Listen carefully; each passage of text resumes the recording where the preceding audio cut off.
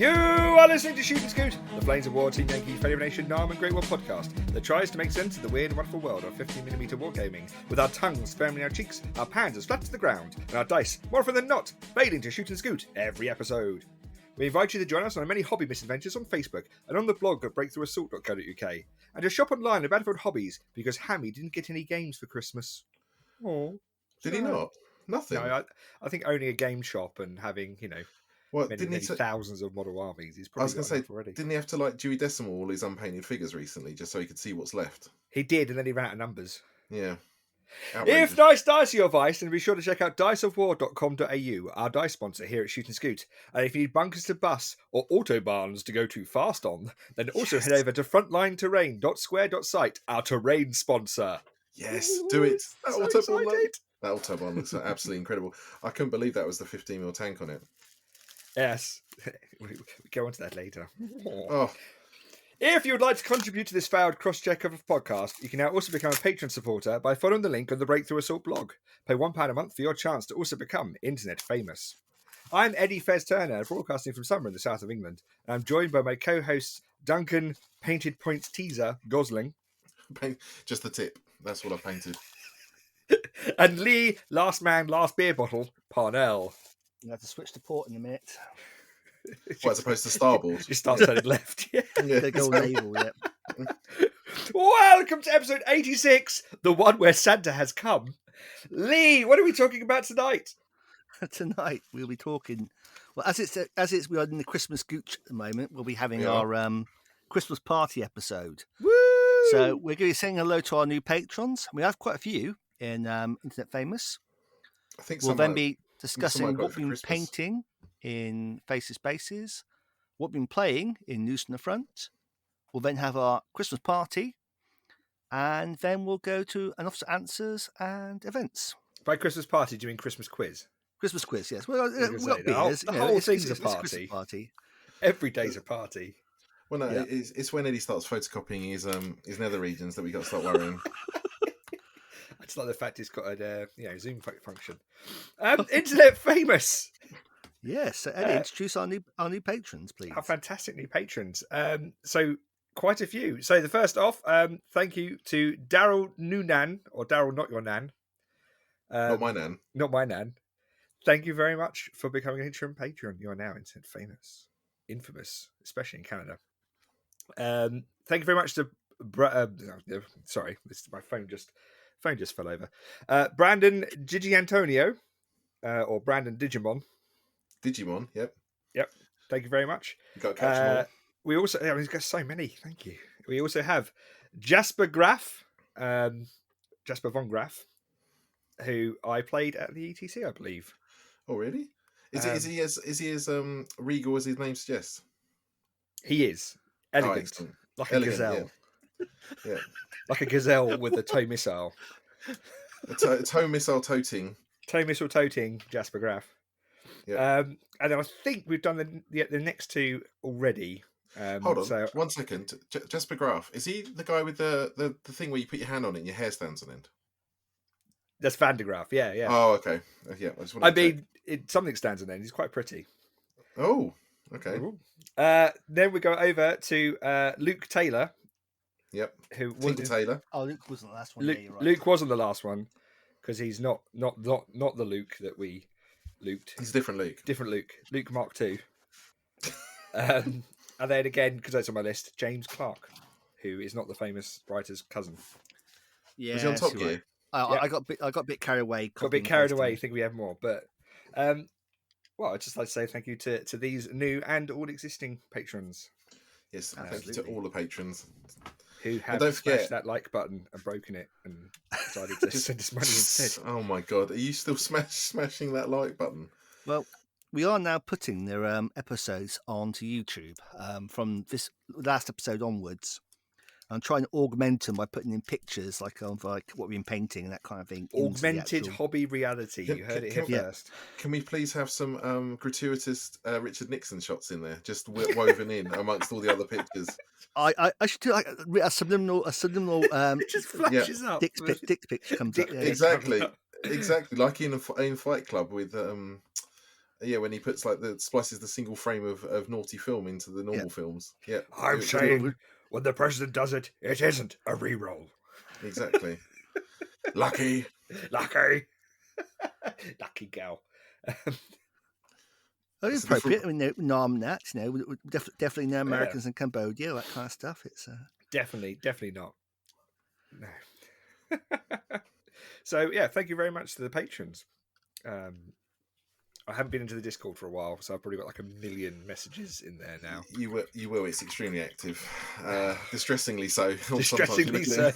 You look at it and go, "Oh my god, what have I missed?" Apparently, it feels like I have too many colonials in there now. It's just yeah, we're too big overseas. Oh, there's definitely a North American bias now.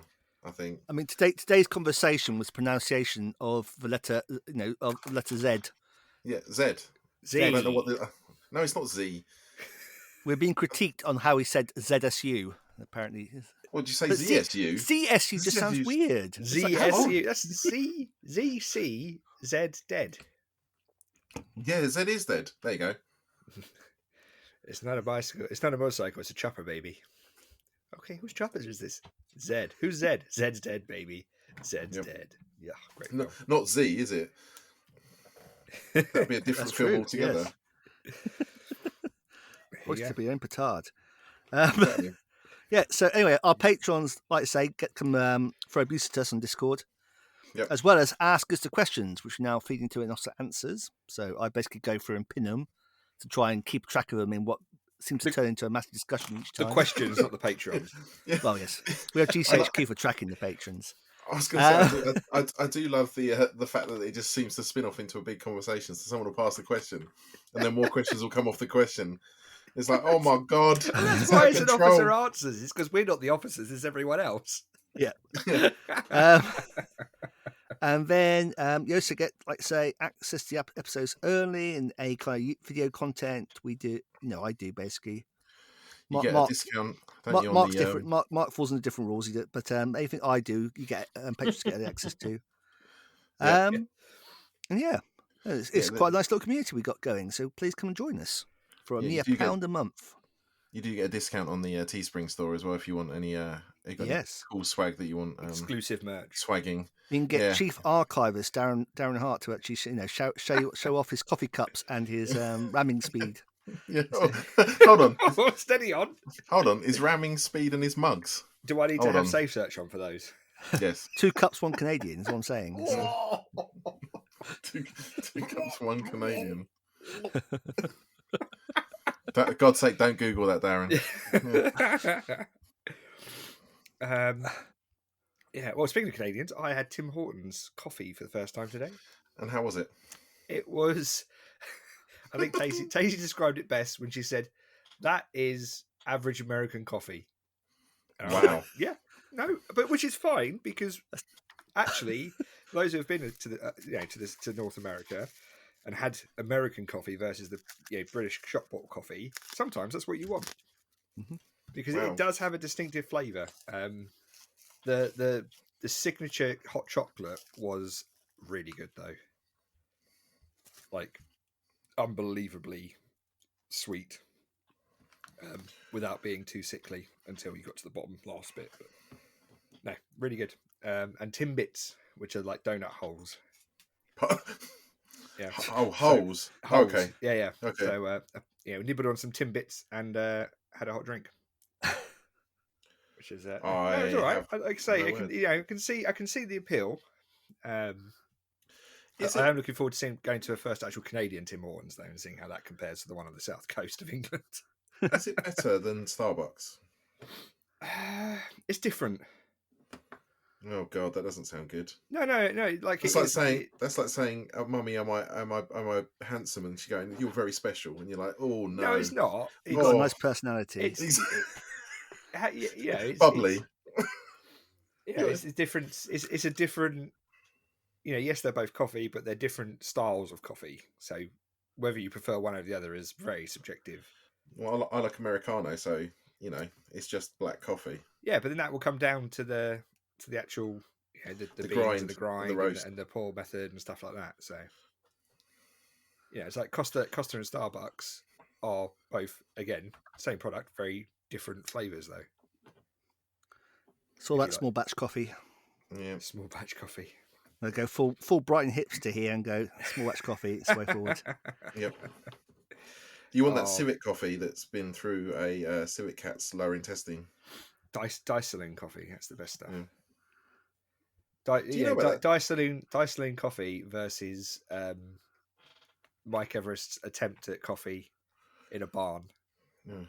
Mike's definitely a tea man. He does a very good cup of tea. He does an amazing cup of tea, and he'll be the first to admit he doesn't do coffee. But it's very atmospheric because it is military coffee. It's hot. Mm-hmm. It's at some point has seen some coffee, and it's served in a white white tin mug.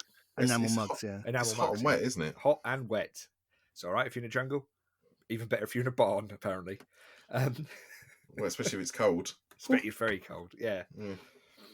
But no, it's just nothing but rain today at the moment. Luckily, the weather has improved, so I'm looking forward to some hot and humid barn action. Oh God, it's got worse, not better. Okay, should we move on to what we've been painting? Faces, Bases. Yes. So, Duncan, what have you been painting? I have been painting. Well, at the moment, I'm finishing off 4 Pack 40s. So just standard Duncan Girl Pack 40s. Yep. I didn't even know you were onto infantry. I pinballed a bit. I was trying to get to 1,000 points, wasn't I? So infantry's no good to me, man. It's no good. It's not enough points. So you stepped away from that and went over to anti-tank guns. Are they veterans? Or they are beach defenders. No, they're not beach defenders. They're beach defenders with the reduction point card to make them even more skill. Exactly. Son of a... No. I didn't properly cheat, though. I make the mid-war ones, which are like 20 points a model. It's an early war Pack 40. Exactly. It's a custom rule set. They're 3,000 points each. Son of a gun. Yeah, no, they're just normal D-Day ones, is what I chose them as. But I couldn't remember. They're 15 points for 4. I mean, that's quite a bit. They are very effective until they're not. They are.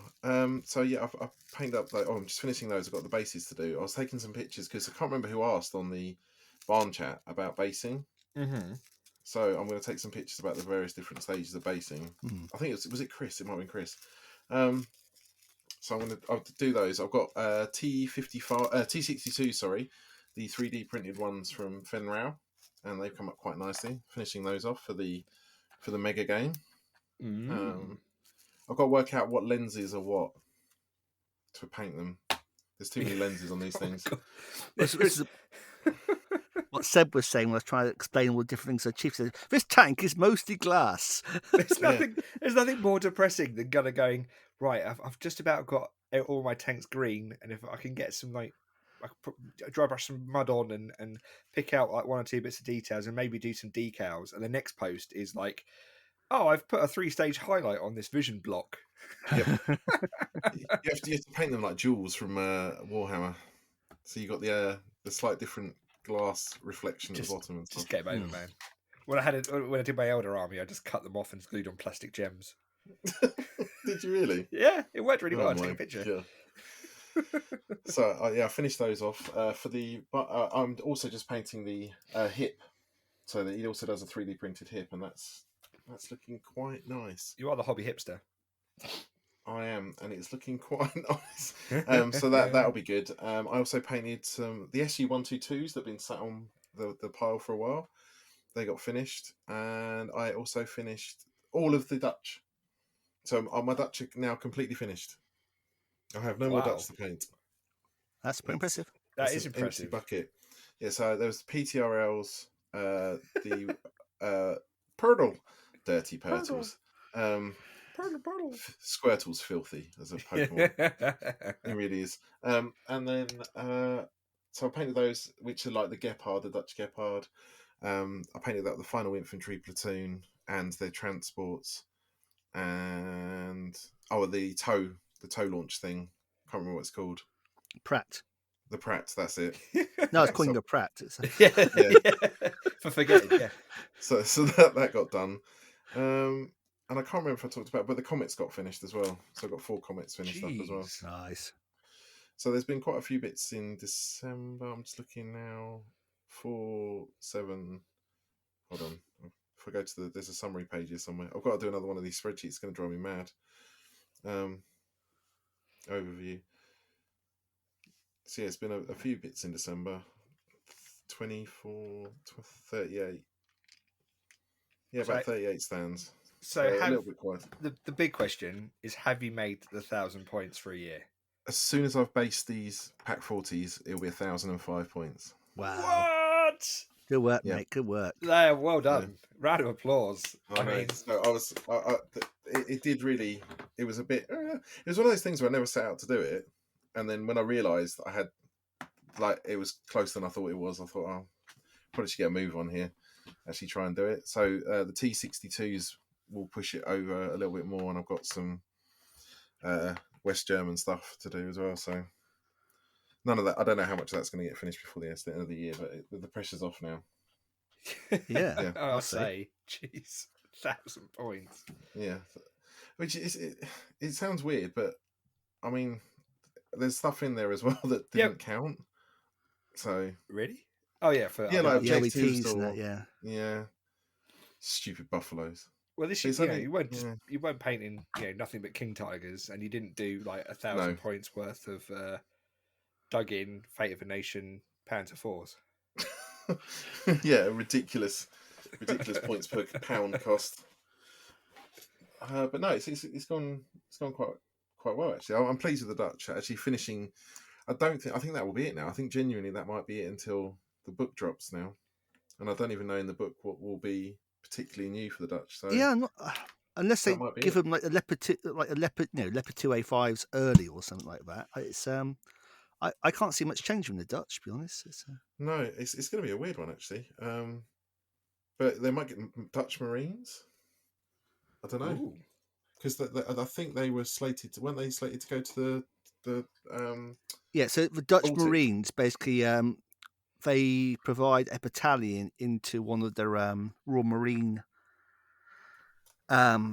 brigades, I believe, was it a brigade into a division, something like that, and they basically fall under Royal Marine Command effectively. Yeah, because there's not tons of them, but there's a little dinky force. Yeah, that's me. It's been keeping me out of trouble for a bit. Fun enough. But yeah, I don't know what I'm going to do next year. Massage. Oh, no. Not more massage. I keep looking. I did get some. I had some spare pennies in the PayPal account. I did get some West German Jaegers. Oh, that'd be nice. Yeah, they're quite hard to get hold of, actually. Can you paint them next and then get bored of them so I can buy them off you? I got the Panzer cannons as well, and all the I got the 113 weird stuff. Mortars, yeah, and a little command mortar, command 113. Was it 577? Yeah, M577. Yeah, that looks quite cool. So they're going to be absolute toss though. They're going to be awful. Yeah, that's West Germans. Oh. Yeah, you're going to use them as Gebirgsjäger, to be fair. It's the same I figures. was going to use them as Jaeger. Yeah, no, there's enough in there to do the Gebirgs or Fallschirmjäger, I think, but I don't know if the Fallschirmjäger are painted differently. I don't think so. Yeah. It's all standardised camo this era, isn't it? It's all fell grey. Yeah, it's before the West Germans introduced their Flecktarn. Flecktarn, yes, it. But I like Flecktarn. I'm sure people paint the stuff in Flecktarn as well, but particularly it's still in their weird, just like monotone olive drab camo. Yeah, moleskin. It's awesome, and actually, one of the other things I was looking at, I managed to get hold of some old blisters. And one of the ones I got hold of was Soviet Scouts, and I was going to do the Amoeba pattern camo on them. Yep. But there's an alternative. So there's the green one, and I haven't got the right green, so I thought I'll do the brownie looking one. Yep, the Mars pattern. Yeah, it's like a cream though, but it says she's just using English uniform, which I don't think is cream enough. Okay. It could be. But in contrast, it might be. It's chocolate brown camo. Yeah, next to the brown, it'll look pretty. I don't know. It looks a lot creamier on the photo, so I'm not sure. I've got my doubts on that now, but we'll see. We will see. Well done on making 1,000 points in a year, bud. I know. I'll list it all out if you want. If you're going to sit there and just take a minute. No, you might activate a sleeper cell somewhere by accident. Well, yeah, what's number rate? But what's interesting though is it's 332 teams. Right. So it's an average of 3 points per team. Wow. The high value stuff. That doesn't sound a lot, does it? No. But it's quite a lot of infantry, man. Infantry obviously has a fairly low cost per base, so. I'll have to have a look next time. I've got all the statistics. Just air gulping my way through life. A walking Rimmer's wrist diary. Exactly. I think you'll find. A full squadron of comets that'll help that average tank cost. It's interesting you say that. I'm trying to desperately, but I can't get hold of yellow triangles. There's only Skytrex. I didn't think of that. No, Skytrex. I did look at Skytrex. No. Skytrex do one that has admittedly all the markings on it, but it should be more than enough triangles to a squadron. That's the problem because I think the Battlefront one I've seen has only got 10 triangles. Yeah, the Skytrex one has definitely got enough triangles on there to do a squadron of comets. That's what I've got. I'll have to have a look at that then because they came out really nicely. I was really pleased with those actually in the camo they never had.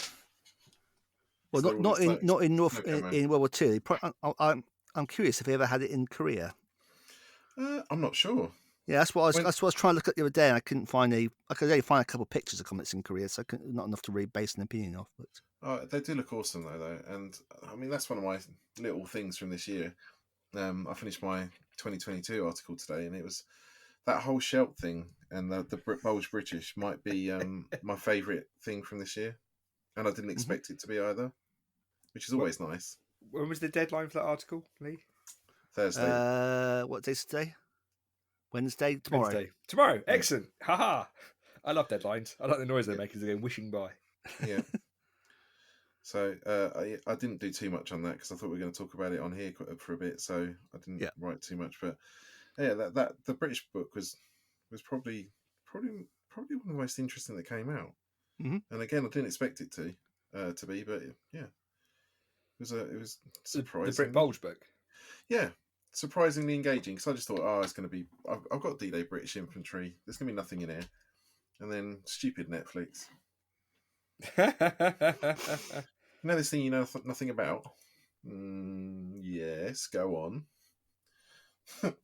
Well, there's an army for this, and it uses buffaloes. Oh, go on. Yeah, very interesting. But yeah, I thought that was pretty cool. That's me done. I'm sure I'll get these T62s done, but I don't even know how many points they are for Team Yankee. I mean, probably nothing. Are these their Russian T62s? They are, yeah. So they are the most expensive T62s in Team Yankee, so it helps.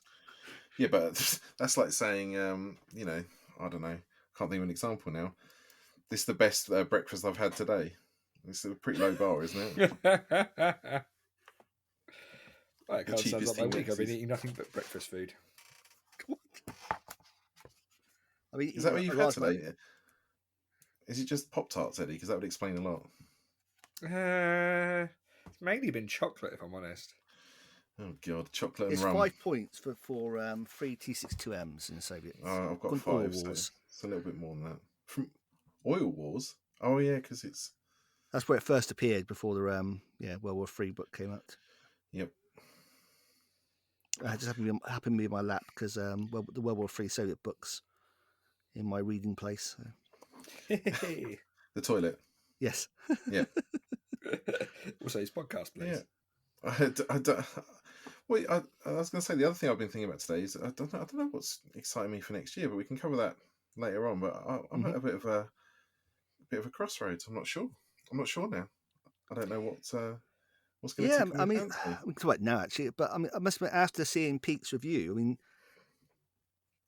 it feels like I've got nothing to be excited about really until midway through the year when the Team Yankee books start appearing. What? That was it. Yeah. Outrage! Berlin just doesn't do anything for me.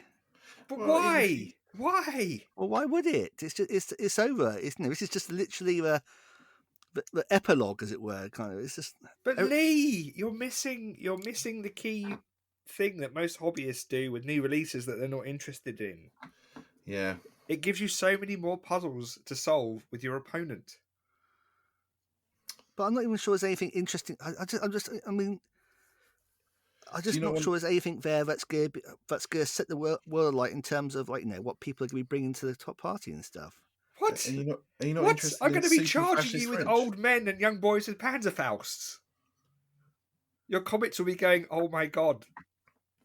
But how's it different to playing beach defenders and that kind of thing? You'll see. You will see, my friend. A bit more Panzerfaust, obviously. More Panzerfaust and 100% more Jagdtiger. And more bicycles. And bicycles. Oh my god. Say because they left the bicycle-mounted troops out of D-Day, which is a crime, but there you go. Was it the Fast Division? Yeah. Ironically named. Yeah. I think there's going to be some juicy stuff in Berlin, Germany. Wow. I swear, if the mouse is one of them. I don't think it will be. I don't think it will. I think that's next year, and that is a whole separate conversation. Angry conversation. You only get angry if you are focused on your hobby and not the business as a whole. Does that make sense? No. Yeah, as a hobby, I'm still angry. That kind of works. Yeah. No, that's fine. But also, why waste your anger on it? Because it's got nothing. Just do what you want to go do. Oh, I know. It's the same. It's the funniest thing. I was watching the Games Workshop when Apocalypse released, and it was like, oh my god, you can play games with no points limits, and it's like you could always do that. You could always do that, but for some reason, people need permission to do things like that in a book.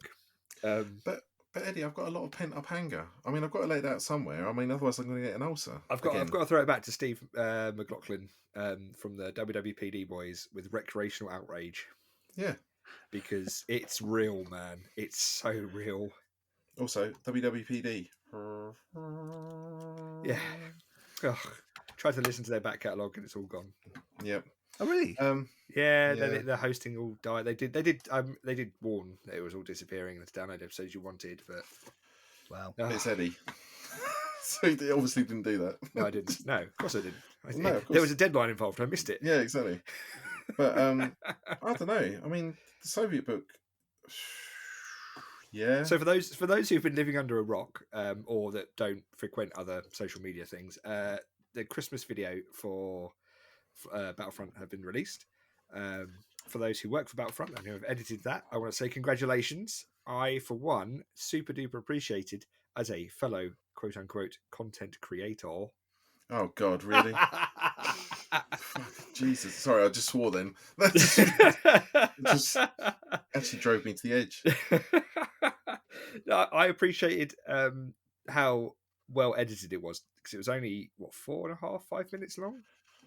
Yeah, it was very, very. It was very clipped down. They managed to rein Pete in, which I think is great because it meant that I saw it drop when I woke up in the morning because I thought it was 1 a.m. So I was looking to see if there was any good deals on the website. Oh my God! I still haven't got out of that lockdown habit. My body clock hasn't reset. No. So the breaking news, I tried to get an update on the Rivalry points list swap, but Hammy's had too much wine.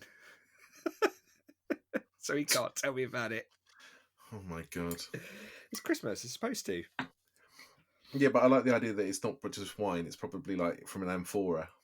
It is, yeah. It's hand sculpted from somewhere. No, but the video is nicely edited. It's quite short. Because when it first dropped, I was like, oh, I can't, I've got to schedule 15 minutes to kind of sit there in case you miss something.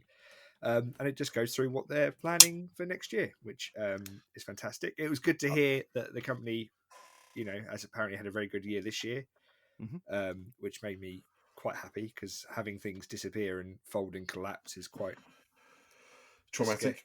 Would be quite traumatic considering, how much I've invested into the Flames of War Team Yankee Fate Nation Great War. Eddie, we've talked about this before. It's £7.50 and that's it. For insurance purposes, it is not £7.50 that you've invested. For all other reasons, it's £7.50. Don't. Oh, I'm slowly tackling the backlog. which I've been, it sounds like a broken record because it is. My long-suffering I was housemates. going to say, Christ, it's just It's just boxes and boxes, and it's just like it's 2019. What's happened? I know. I'm like, I'm sorting through boxes and going, I don't remember buying this entire Bannon's Boys box set that's still sealed. It's like, when did I get that? And then Lee got a copy of the Narm book for Christmas. Thank you. Oh, did you? He did, because he turned up. Simply because nice. I found an entirely wrapped brand new one that I think I got off Troll Trader for 99p. Oh, right. Okay. Oh, I'm with you. Okay. Yeah. Yeah. So I was just like, oh, I've got a copy of Narm and Fate of a Nation. I already have these books. Well, here you go, boys. Merry Christmas. Fate of a Nation, still the best game they make. Absolutely.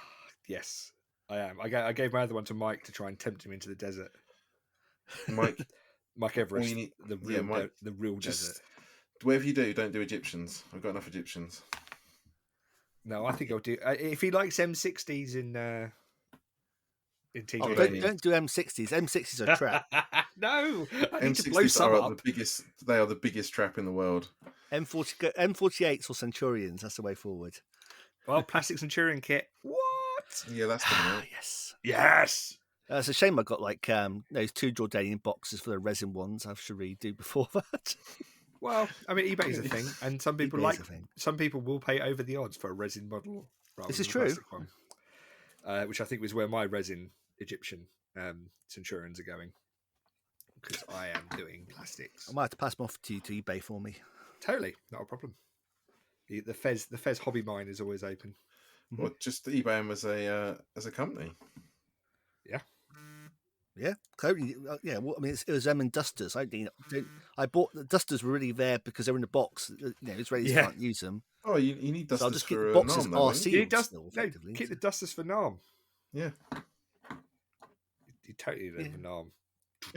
I must admit, I have been enjoying leafing through a NAM book, and I'm getting excited about it, especially with all the stuff the guys in the barn are doing with the 28mm stuff. Yes, but 28mm is too much for an investment for me. But actually playing some of the 15mm Narm bits that I've got in Garage B, subsection C, lookup 5. Oh my good lord. Area D. But so Plastic Centurions, the video's great. Well done on editing that down, segueing back in a complete loop of my conscious thought stream. The great video of all the things that are coming out next year. So we've got Team Yankee. What do they call it? They got NATO, which is basically Free Nations 2. Yeah, Free Nations update. Yeah, it's Free Nations version 2. Yeah. So which they mentioned having a new country in, which I am going to put betting money on. It's Belgium, because it's a really easy one to do. Someone on the Facebook group said that it was going to be Italians. No, so they have Italians requires pretty much a brand new range. I just can't see it being Italians. I think, also they haven't done anything with the Southern Front deliberately. They could have put an extra nation in the Warsaw Pact for Bulgarians or Hungarians. So you think it's going to be Belgians? I think it's Belgians because it's mostly Leopards, British kit. They're same APC as the Dutch use, albeit with a 50 cal turret rather than an autocannon. So they can reuse the Dutch pancakes. Is that what you're saying? It already comes to that turret. They've already made it. Yeah, exactly. Because it's the OP vehicle, isn't it? Yeah, it is the OP vehicle. Yeah. So all they really need is some slightly different infantry figures, if I remember rightly, because obviously they use FN FALs, being FN being Belgian and all. Oh, I do love FAL. I think there's maybe 1 or 2 bits and pieces they could probably put in just to make it, but a bit more Belgian specific. But you know how when you go into the next war, you're fighting with the equipment that they had, not for the last war, but the one before. Yeah. Have you noticed that? They always you finish World War One, it's like, what we really need is loads of tanks with loads of machine guns for World War Two, because that armor. And like armored cars and like horses and things, and that's what they go into World War II with. The FAL is almost like they went, we've just had these other wars. What we really need is a weapon that's longer than a British musket in Waterloo. We need a rifle so long that with a bayonet they can just poke his eye out and we'll save ammunition. Is the FAL the one with the very, very short muzzle and the plastic ammo hopper? No, the FAL is the SLR, self-loading rifle. It's about 14 feet long. it's one of the first sort of battle rifles that appears after World War II. When they're playing around with different calibers, the British tried talking. The British convinced Belgians to do it in their intermediate 7mm cartridge. 7.62. And then 7mm. 7. And then the Americans basically threw their toys out of pram and wanted to stick with .303. Then the Americans realised .303 was far too much cartridge, so they came up with 7.62, which is still too heavy a cartridge. And then eventually they realised intermediate cartridges are the way forward and did 5.56, much to the British disgust. But it's a little piddly pop thing. Yeah, and now we've sort of gone all the way back round to 6.5, which is basically getting back to what the British 7mm was. The British was right all along. I like it. Did you say British disgust? Does that mean we just tutted at them really loudly? Yeah, we wrote an angry letter. We tutted very loudly in a different room, Duncan. Come on, don't be as crass as to do it in front of them. Yeah, and there was a sigh as well. It's like a... And that's all there. Followed by a lengthy of tea to calm the nerves. Priscilla, take a note. Yes. Dear Ambassador King. And then after that, they got the before or after the Orders Unclear Scandinavian book comes out to deal with Danes, Norwegians, Swedes. And was that a separate book? Oh, is there Danes in there? Yeah. Oh, they're definitely not in the NATO one then. So the Danes are why the plastic Centurion is in the book, along with their Swedes still using it on Gotland. Oh, it's going to be so good. I'm going to have to buy loads for my Australians. What? Australians in Nam, baby. Oh, I thought you meant in Team Yankee then. I was going to say, what? Nope. I'm so excited around Centurion tanks in Vietnam. Oh, no. S-tanks. S-tanks. Yeah, Pete did indicate that he said it was a really big sprue, so they could do every version in it. I mean, so presumably he means to show at the Mark V for Vietnam, the Mark V British version for Checkpoint Charlie if it ever happens, which did get mentioned. Yeah, and then you got the Mark 9s the Egyptians had, what comes to show at for the Israelis, and then obviously you then got the Swedish version with Era in the Team Yankee period. And the Danish one, which basically feels like it's a 1960s tank, but it's in 1980 and you're not going to have a good time. I'm in danger. Bang! It might have still had some Centurions, the 20-pounders, which is just like... oh my gosh. It's like Yesterday's Pack technology 36 tomorrow. in late war. It's like, oh cute, they're firing tracer ammo at us. Oh god, no, stop.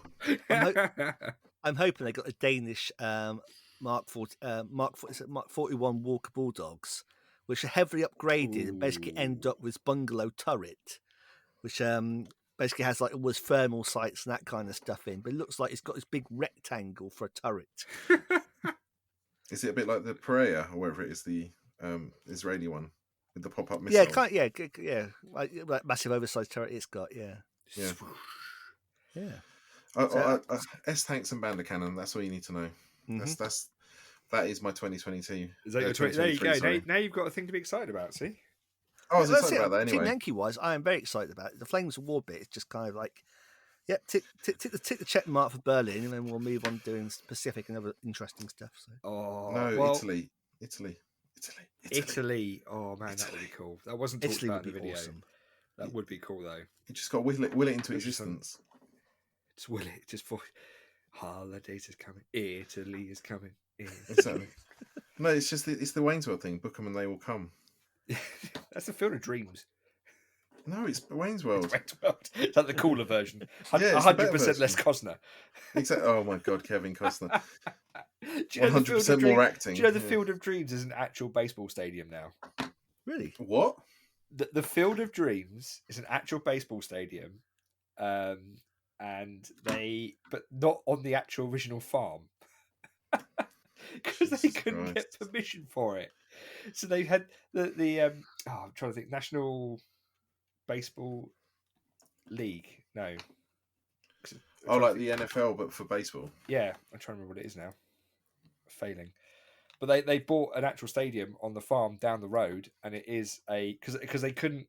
It wasn't big enough where the actual movie set was to build a regulation field. So they've got one down the road, and it's the Field of Dreams baseball stadium, and you can go. They can play actual games there for the league games. That feels very much like the feeling I had when the postcode lottery came out, and they took something that was originally a really terrible thing. Like people go, "Oh no, it's the postcode lottery," to suddenly you can win some money. And I got very, very confused by that. I don't know. I don't quite understand why that was. You really adopted the darkness. I was born in it, molded by it. For Flames of War, Berlin for me is two very fantastic books. Because I love my crazy red flag waving Soviet assault forces with IS-2s with bed spring armor, which were just absolutely nuts in version 3, and will probably be about the same in version 2. Sorry, version 2? Gone backwards. In version 4. What is in this drink? And then the Germans, it gets to the natural conclusion of a fascist ideology, and it all falls apart, and you're left scraping the barrel. I'm hoping there's like a repeat of the old Desperate Measures style German tank, Panzer Kampfgruppe. Everything and anything, throw it together. Yeah. And I mean, the great thing about those is you can legitimately go through your hobby collection and go like, oh, I've got this mid-war tank.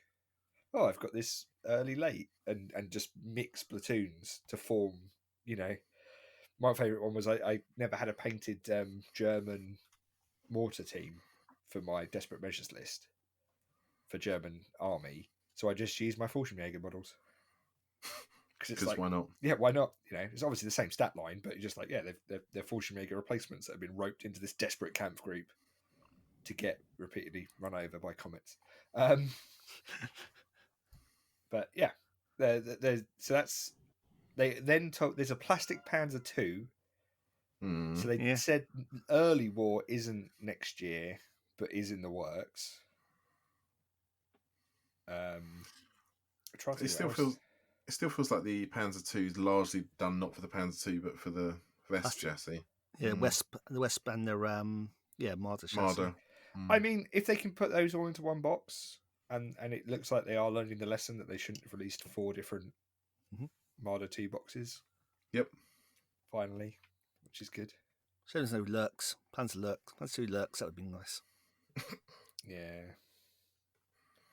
Would have been nice. What else was in the video? There's something else I was excited about. Oh, I think it was the aeroplanes for Team Yankee, the Griffin. Yeah. Oh, and the Vigan.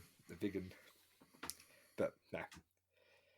Cool. I can't think of anything else. So I watched it again. I rewatched it again today. But you're right. It was swift. All right, I'm going to go into the mouse. I'm going to talk about the mouse very quickly before I get too much through this run and I lose my ability to speak. So the mouse, they are doing a plastic mouse. He dropped a couple of hints at the end of it. I think that is simply because of the World of Tanks tie-in. They need to make models that are popular in World of Tanks, which World of Tanks game goes all the way through to the 50s and 60s now, and then onwards, with lots of experimental stuff in between. Is a mouse even that popular in World of Tanks? Well, yeah, because it's a huge armoured lump. It's one of there's other better armoured lumps in. No, there is, but it's level. Well, I haven't played it in a while. But it's like level 9, like end of tech tree tank, or it was. Might have been surpassed now. What was the tech tree like? Just failing at World War II. The tech tree is the branch that you unlock things at. So you have like level 1, 2, 3, 4, 5, 6, 7, 8, 9, 10, and then as you go through, you play with a particular tank at level 2, and that unlocks 2 branches. So you play with a Panzer II, and then that lets you unlock a Marder, and then the next one along from the Marder, it's another tank hunter, so it goes over to the Stugs, and then you unlock all the the tank hunter branch.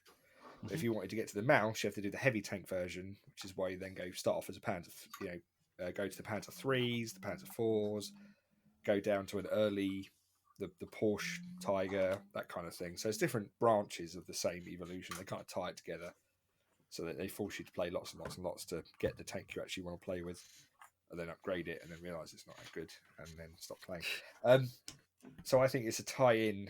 I think it's part of that licenses is to go beyond World War II.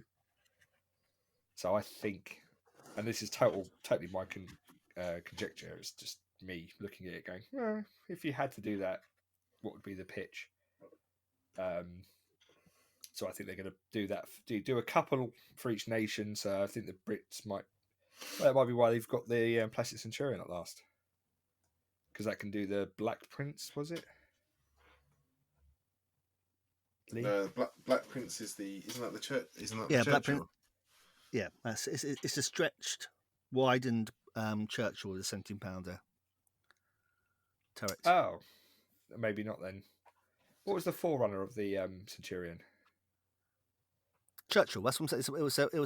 Okay. Black Prince is an upgraded Churchill, the 17-pounder turret. There you go. So you might it was see even that. slower because they didn't upgrade the engine; they just put all that extra weight on it. Yeah, I was going to say Dencurion then. That always works. Roman What are you on about? So I think they'll do that. I think they'll do a couple for each nation, or one for each nation, of post World War, nonsense, quote unquote. And they'll tie it in somehow, because these plastics are just as expensive as everything else, so they'll have to find a way to use it, even if it is just a random drop in for it's here if you want to use it. He says, I've already got 2 resin and metal mouses anyway. So. The groans of displeasure.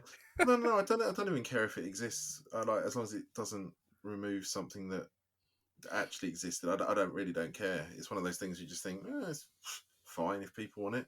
Yeah. What I hope they do is they do it like the Mid-War Monsters wildcard box though, so that it's at least adjacent to the main rules. I think it will be. I don't think they're that crass as to try and put a slam or what if straight into the middle. Well, Eddie, let's talk about the M26 and the RAM and all the other bits. Yeah, I know. But I mean, it's like I said, I don't care that the one exists because I don't want it, so I just won't buy it. Yeah, there you go. Mm-hmm. But absolutely, yeah. And the other thing my ambivalence knows no bounds. So. The other thing they announced, talking about points, is the living point system. Yes, which I know we'll come on to later. Yes. But they are doing a living mid-war points, which is kind of exciting. It's a step in the right direction, I think. Yeah, I think so. I don't think it's a bad thing. I think it's just like I was saying earlier. I think it's 0.1 or whatever it is you want to say. It's the first iteration, so I can't be too mad at it either way because it's no different to the other points being wrong. Yeah, or perceived to be wrong. I mean, the other thing is points to points. Like there are always going to be some that are better, some that are worse. It's just one of those things. No, it's not going to get it right. So just having these that you can they can wander around a bit more with and the flexibility, I think is a good thing. My favourite thing, or I say favourite thing, my positive outlook on it is that they haven't knee-jerked too hard. So I think back to when this is done in the past, like with the old early war British, the BAR. Armoured Recce. Is it Armoured? No, Armoured The Regiment. Armoured Regiments. British Armoured Regiment, BAR. Where they went full bore and gave you stickers to put in your books and change all the numbers, and that completely nerfed the army totally, as opposed to like tweaking it down a little bit. They don't appear to have done that, which is good. I'm looking forward to playing them. There are some things that I think would do better, but we'll discuss those I think later in Officer Answers. But it's good to say it's there. And all of this is a really long segue to go back to say, Lee, what have you painted? I forgot it was blade painting section. Merry Christmas! Yeah. Merry Christmas! Yeah, I finished off my British and British infantry for the commission, and I've just assembled while we've been talking 2 hips to go with the third one I did for that. So I'm going to get the hips painted quickly, ready for a whiskey run. I've been so restrained. We'll talk about it in my bit, but anyway, sorry. Yes, yeah, well, your bit. That's my bit. So is that your bit done? I have been trying so hard to amend my hobby butterfly ways, and I think I'm succeeding. because my hips are still in a box, which sounds like I'm failing, but I'm winning because I'm prioritizing the hobby that I've got coming up. So, one of the guys at the club, a long-term friend of mine, back from uni days, is getting back into. We're going to give Warhammer 40,000 a try, the newest version, because we both had the rule book, and we both heard bad things about it being played at a competitive level. And it was one night at the club, we just kind of looked at each other and said, "Well, why don't we just not play it competitively and just use the models we've got?" What And, madness is that? Yeah, and just have some fun. And we're like, "Well, that sounds kind of good." So yeah, I've got a game on Monday night of Warhammer 40,000, and I'm using my Eldar or Eldari as they've done it now for copyright version reasons. I don't know what to make of this, Lee. Do you? It's obviously the guys in the barn play it very much the same sort of mentality. You know, it's just playing it while going for the competitive meta, as it were. So yeah, I mean, well, he painted entire 40k armies in lockdown. That was his hobby outlet, and he has no interest in historical gaming. So for me, it was a case of actually, I've got armies sitting in cases from years ago that are just sitting there. Dust them off, get them back up on their feet, and keep going. So that's I've been focusing on getting that coalesced. At the same time, the week after that, I'm going to Warhammer World for my birthday to play some Lord of the Rings. Yes. So I've actually assembled. I think I've got 45 orc warriors. Oh my god! White Hand or no, Moranian. We're doing Pelennor Fields. Okay. So we're aiming to do a gigantic, which is the assault on Minas Tirith, which is the big white city. Yep. They were, So I've got a catapult bill. I'm going to do the Witch King, and my friend Paul has these absolutely gorgeous Rohan models. Oh, it's when you play a guy who's a professional painter and was a studio painter for Games Workshop, and you're sitting there and you're kind of like going, "No, this is his personal pet project of Rohan that he loves." And he's got the metal standard bearer from the original release, which is now a production model, which the model itself is a metal guy on a plastic horse, probably goes for about £40 on eBay. And the amount of time and effort he's put into it makes it probably a £200 or £300 model. Wow. Because he is that good and could charge that much. If he was charging himself, obviously he's not, because it's his model. And it rolls down the hill because he's trying to perch it on the corner. You're like, "No, Paul, just put it on top. Just we know where it is." We know. Please don't do that. Yeah, please don't do that. Yeah. I've got a 1 foot safety area around the table. Yeah, no, I mean he's not. He plays gaming pieces with his models. It's just everyone else. He kind of goes. It's when that sort of 11-year-old kid comes along and goes, "Wow, look at your medals, Mister!" And they just had like a hot dog or something and start fingering the blood. Cheetos. Yeah. We always eat loads of Domino's pizza and get loads of grease on the table first. Yeah. He thinks, "Oh, this guy's dead." So that's gambling. Yeah, he's dead. So we're playing, and then my friend Justin's got Minas Tirith, so he's got Gondor. So I'm taking all the bad guys, and we're going to play a mini game of Attack on Pelennor Fields. Cool. At Warhammer World. So I'm getting ready for that.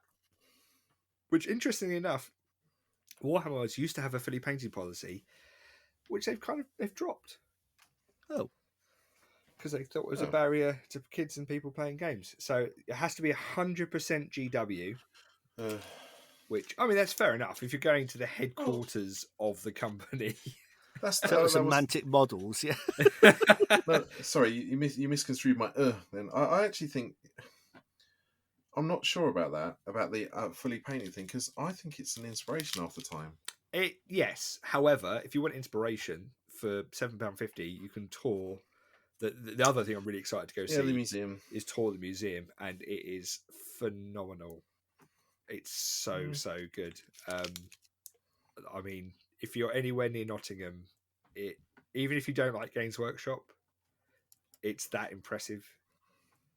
Just to see the sheer quality of models. And if you do love Games Workshop, even if you don't play it anymore, just going in and seeing the actual box art models from the 90s, from the 2000s, like that is the basilisk. That's the basilisk that is on the box art of the box. There. Are you going to go to Battlefront's warehouse? Oh, I didn't even think about that. Yeah, it's just down the road. It is just down the road. Oh, it's a weekend though, so it'll be shut. It will. It will. Just I've got bolt cutters. It's fine. Hello. Hello. I would like to play some toy soldiers, please. And then go play Flames of War in Warhammer World. Yeah. Exactly. Using their fully painted terrain. So yeah, we've been focusing. Yeah, so 40k, Lord of the Rings, and then after that, we've got our Team Yankee Big Barn Bash the weekend after. So once I've finished the first bit, I'll then be moving on to getting my hips and Chinooks done, and hopefully a Brit air landing company for playing in the Big Barn game. Nice. Because I don't say it's going to be the only Big Barn Team Yankee game we do next year. So no, but it'll be nice to as I'm semi running it. The hilarious thing was I bought a Vulcan bomber, a 144 scale Vulcan bomber model, with the idea of crashing it as a terrain feature for the game, and then having that as an objective that I'd go round. And then literally after it arrived, I had it for about 30 minutes, and then Mike posted that he'd bought a 1:100 scale B-52. I was going to crash it and have it scenery for the board. And I was like, oh man. I'm not even mad. It just looks so cool. Can you do the Vulcan off like a piece of fishing wire and just have it like from the rafters? Yeah, and then I'll put it up before anyone arrives, and then like, randomly rolling a dice as the GM, and be like, exactly. Oh, I'm sorry, I got an integer. I win. Total nuclear devastation. Yep. So, whoopsie. You've selected Battlefield Nuke. What? Yeah. The Vulcan pilot selected eye patch mode. Can you say Davy Crockett, kids? Was that the Vulc bombers were given eye patches to put over one eye in case? So when they drop, as they're flying in case another nuke goes off and burns their retinas, they'll only lose one of their eyes. Oh, thank God for that! They swap the eye patch over and keep flying. Eddie, that's health and safety gone mad. Well, the co-pilot had 2 eye patches, so exactly. Blindfolded a cigarette. But I like the idea that it's like the duck and cover thing, isn't it? Duck and cover, kids, you'll be fine. Wear this eye patch. Why? And cover. Yeah, exactly. Don't worry about that. Don't worry about the whys. Just put it on, kid. So that is. Tastes like burning. At the moment, very focused. Lots and lots of orcs and trolls. I love trolls. Trolls are great. Cool. Mordor trolls. Yes, Mordor. Hodor, but with Mordor. Hodor's got nothing on Mordor. Should we go into the news from the front then? What games have we been playing? Yeah, well, we played some Team Yankee down the shop, didn't we? Well, I mean, you played Team Yankee. I turned up and exploded. Oh, Eddie. That's not fair. It was a bit of an RT special, that one, in terms of the propaganda level of it. Yeah, we tried the air assault mission, so I turned up with a big company of Afghanistan, a small platoon of Afghanistan in the Hinds, 8 Hinds, 4 Frogfoot, and then a small platoon in the BMD2s. And you're rocking up with Canadian infantry. Yes. Was it 4 or 6 of their old what are they called? ADATs, yeah. It was only 4. Only 4, yeah. Because I thought 6 would be taking the mickey. I bet you were regretting that, weren't you? I have since learned there is no such thing when it comes to it comes to anti-air defense. Yeah. There is no such thing as taking a mickey. And you are totally better either going all in or none at all. Yeah. Because what was happening is the 4 he had, I mean, 1 didn't get back in because he started getting pinned. But 3 of them remounted. Yes. And then you were hitting me. Yep. And I was either passing the saves or you were failing the firepower. No, you passed all the saves. Don't think I even got there's definitely a few where you failed the firepower. Yeah, but there's only like 2, and these things are rate of fire 3. And it would be like hit, 4 hit, plus hit. save. Right, 2 hit, 1 hit there. Right, okay. Saved. Oh, potential. Oh, failed a firepower. Yeah. I did shoot down 1. I killed 1 helicopter. I think you killed at least 2, because I'm pretty sure I was down a couple of Hinds by the end of it. Well, I killed 1 from the initial batch of 4, and then I killed 1 from the hunter pack of 2 with MGs, I think. That was it, yes. Yeah. So I killed 2, but considering how many times I was shooting you with ADATs, these things are it's ridiculous. We're coming to my game with Mike later, but it's the same story there, really, with dedicated missile anti-air. It's not as good as you think it is because they have a bloody save. Yeah, they do. You forget that because it is for a Hind, it's 4 up, isn't it? Yeah, yeah, and you're just like, nope, I'm cool as well. Yeah, so the actual infantry, my infantry parachuted in, more or less where I wanted. It wasn't a quarter I wanted, but when I went with the quarter I got was basically in between for 2 M113 Canadian infantry units. Yeah. I managed to at least drift towards one of them, so it's a bit further away from the other. Although I did get a bit shot up in that first turn in the field. I think we try to work out whether I was concealed in the open. That's what I think. Yeah. We eventually said I was. I wasn't entirely convinced I should be. So as parachuters have dropped in, it's the start of the game, and the only thing the mission pack said they were not dug in. Dug in or gone to ground, yeah. Or gone to ground. However, the wording in the Team Yankee infantry section is that stationary infantry teams are concealed. Yeah. Yes. So to that respect, we said that his infantry in the first turn were concealed, but not obviously gone to ground. Yeah. For terms of shooting at them. But I think they should be concealed because I think they should be struggling with parachutes and stuff. Well, yeah, that's kind of where my head was at. Was like, well, I'm pinned, so I've got the downside of hand to one pin to shoot you with anything. However, you are going to be that platoon is going to be standing in the open. Yeah, standing in the open, not concealed. But I guess the thing with it is if you take it, an extra 5 minutes. They haven't literally just landed. They've landed, and now it's 5 minutes later. Everyone's all the squads have stood up and are ready to fight. Because surprise air assault, you're not ready. The entire platoon isn't standing around its rifles; they're off doing bits. Getting everyone to stand to be ready to fight gives you just enough time to get rid of the shoots and get yourself together, both sides. So I guess you can take it from there. But it was weird because it said it was very specific about what you weren't, but it didn't say what you were. Yeah, I was trying to argue I wasn't concealed. I think you were trying to help me out by saying I was. It's like a lot of this come out because it should really be to my mind, it should be a day of a time of day option. So you can do this at night, like a proper parachute drop. Which then obviously would have given me some concealment by night anyway. But that would make a lot more sense. And it seems a bit ridiculous they'd be dropping in like in the middle of the day, just in broad daylight. Well, I mean, there is an element to the fact that is obviously using the historically accurate Call of Duty series. Oh my god!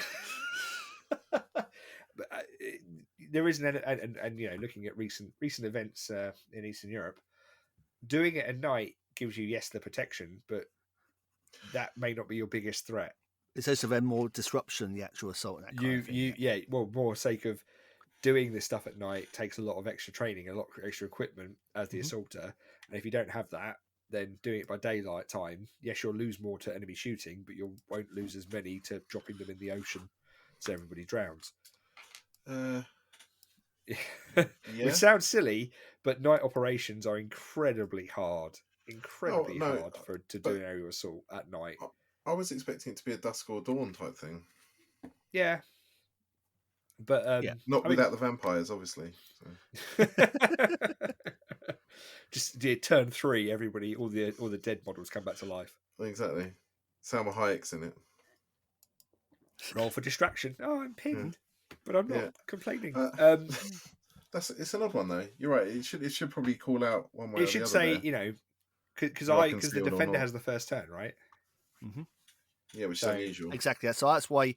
So you got your shots in. I lost a few stands there. Thankfully, my missile team survived, because that then took out the leopards that come round. God! Yeah, only 2 of my leopards remounted out of the platoon of 5. The funniest thing was the leopards are closest to the petrol station and the convenience store didn't remount. So we basically assumed they were in there getting some Tim Hortons. No, I went 20 Timbits, 20. So we've only got 5 ready. Well, I'll wait. It's fine. So the shells going down the street. The other 2 leopards did remount and came across and machine gunned these paratroops in the field. Yeah. Then one of them got destroyed and never bailed by the return of 84 Spigot fire, and then they ran off. And then they failed their last stand, and off the platoon went. So my leopard ones did diddly squat.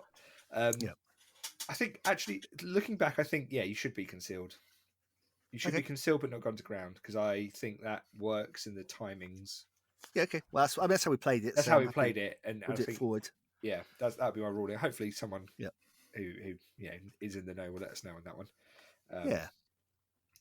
It basically amounted to a large company trying to force its way into town.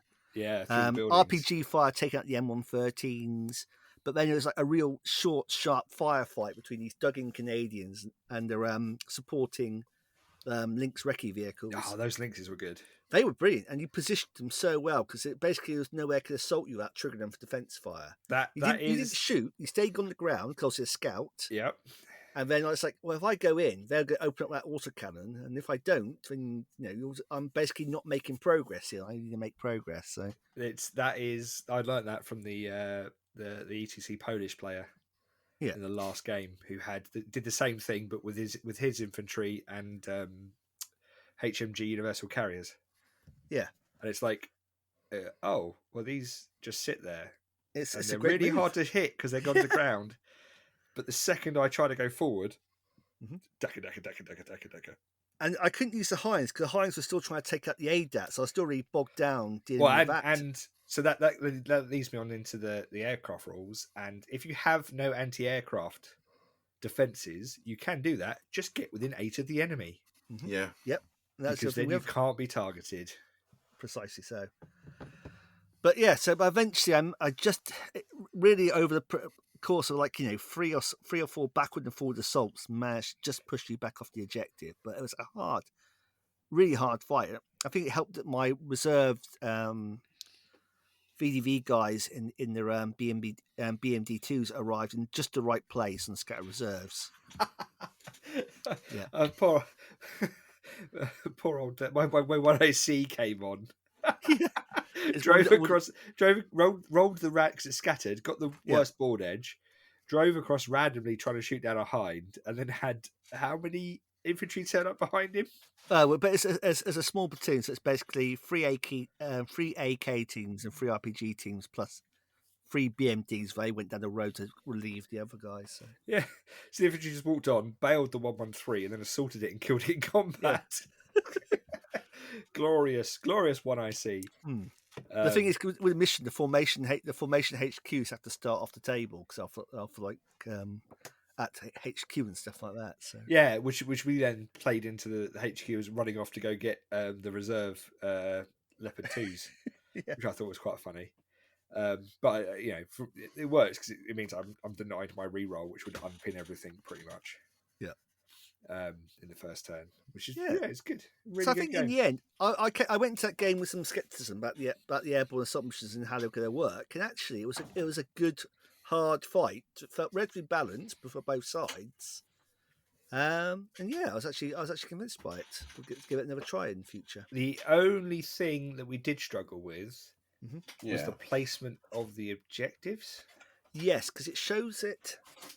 Because the textual description says not within 8 of an edge. Yeah. But the diagram shows it, the box only being in one half, not both halves straddling it. But at no point do you determine how you determined that half. So we ignored that diagram and just went off the text description. Because it's like, how do you? At no point do you ever define a half to know which objectives go in. Who chooses it or anything like that. So we assumed it's a glitch with the diagram, and we followed the text. Yeah. At the same time, if it was both, because the objectives also had to be 24 inches apart. Yeah. And the boxes are 2 foot square. So you end up just opposing corners. That's all you can do. Yeah. Yeah. Which that would give you half a board to drop into quite safely. Yeah, that would be the case. Yep. So I think it might be worth an email, actually, that one, thinking about it. The problem is you don't get to choose which, apart from helicopters get to choose, but parachutes don't. You have to roll to see where your drop zone is. Yeah, of course they do.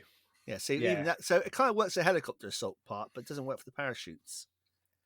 So yeah, I think we played it right. I think the diagram might be a bit squiffy on it. I'm sure Phil will then put a comment in the text if we actually got it wrong. That's exactly how it's intended to be, or Wayne, whoever wrote it.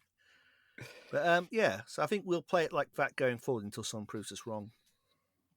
Yeah, and then I played another game with Team Yankee against Mike with his US Marines. Yeah, whilst I was playing Nathan with his Soviets versus my Brits. So we had a nice little double table day down at Dice Saloon.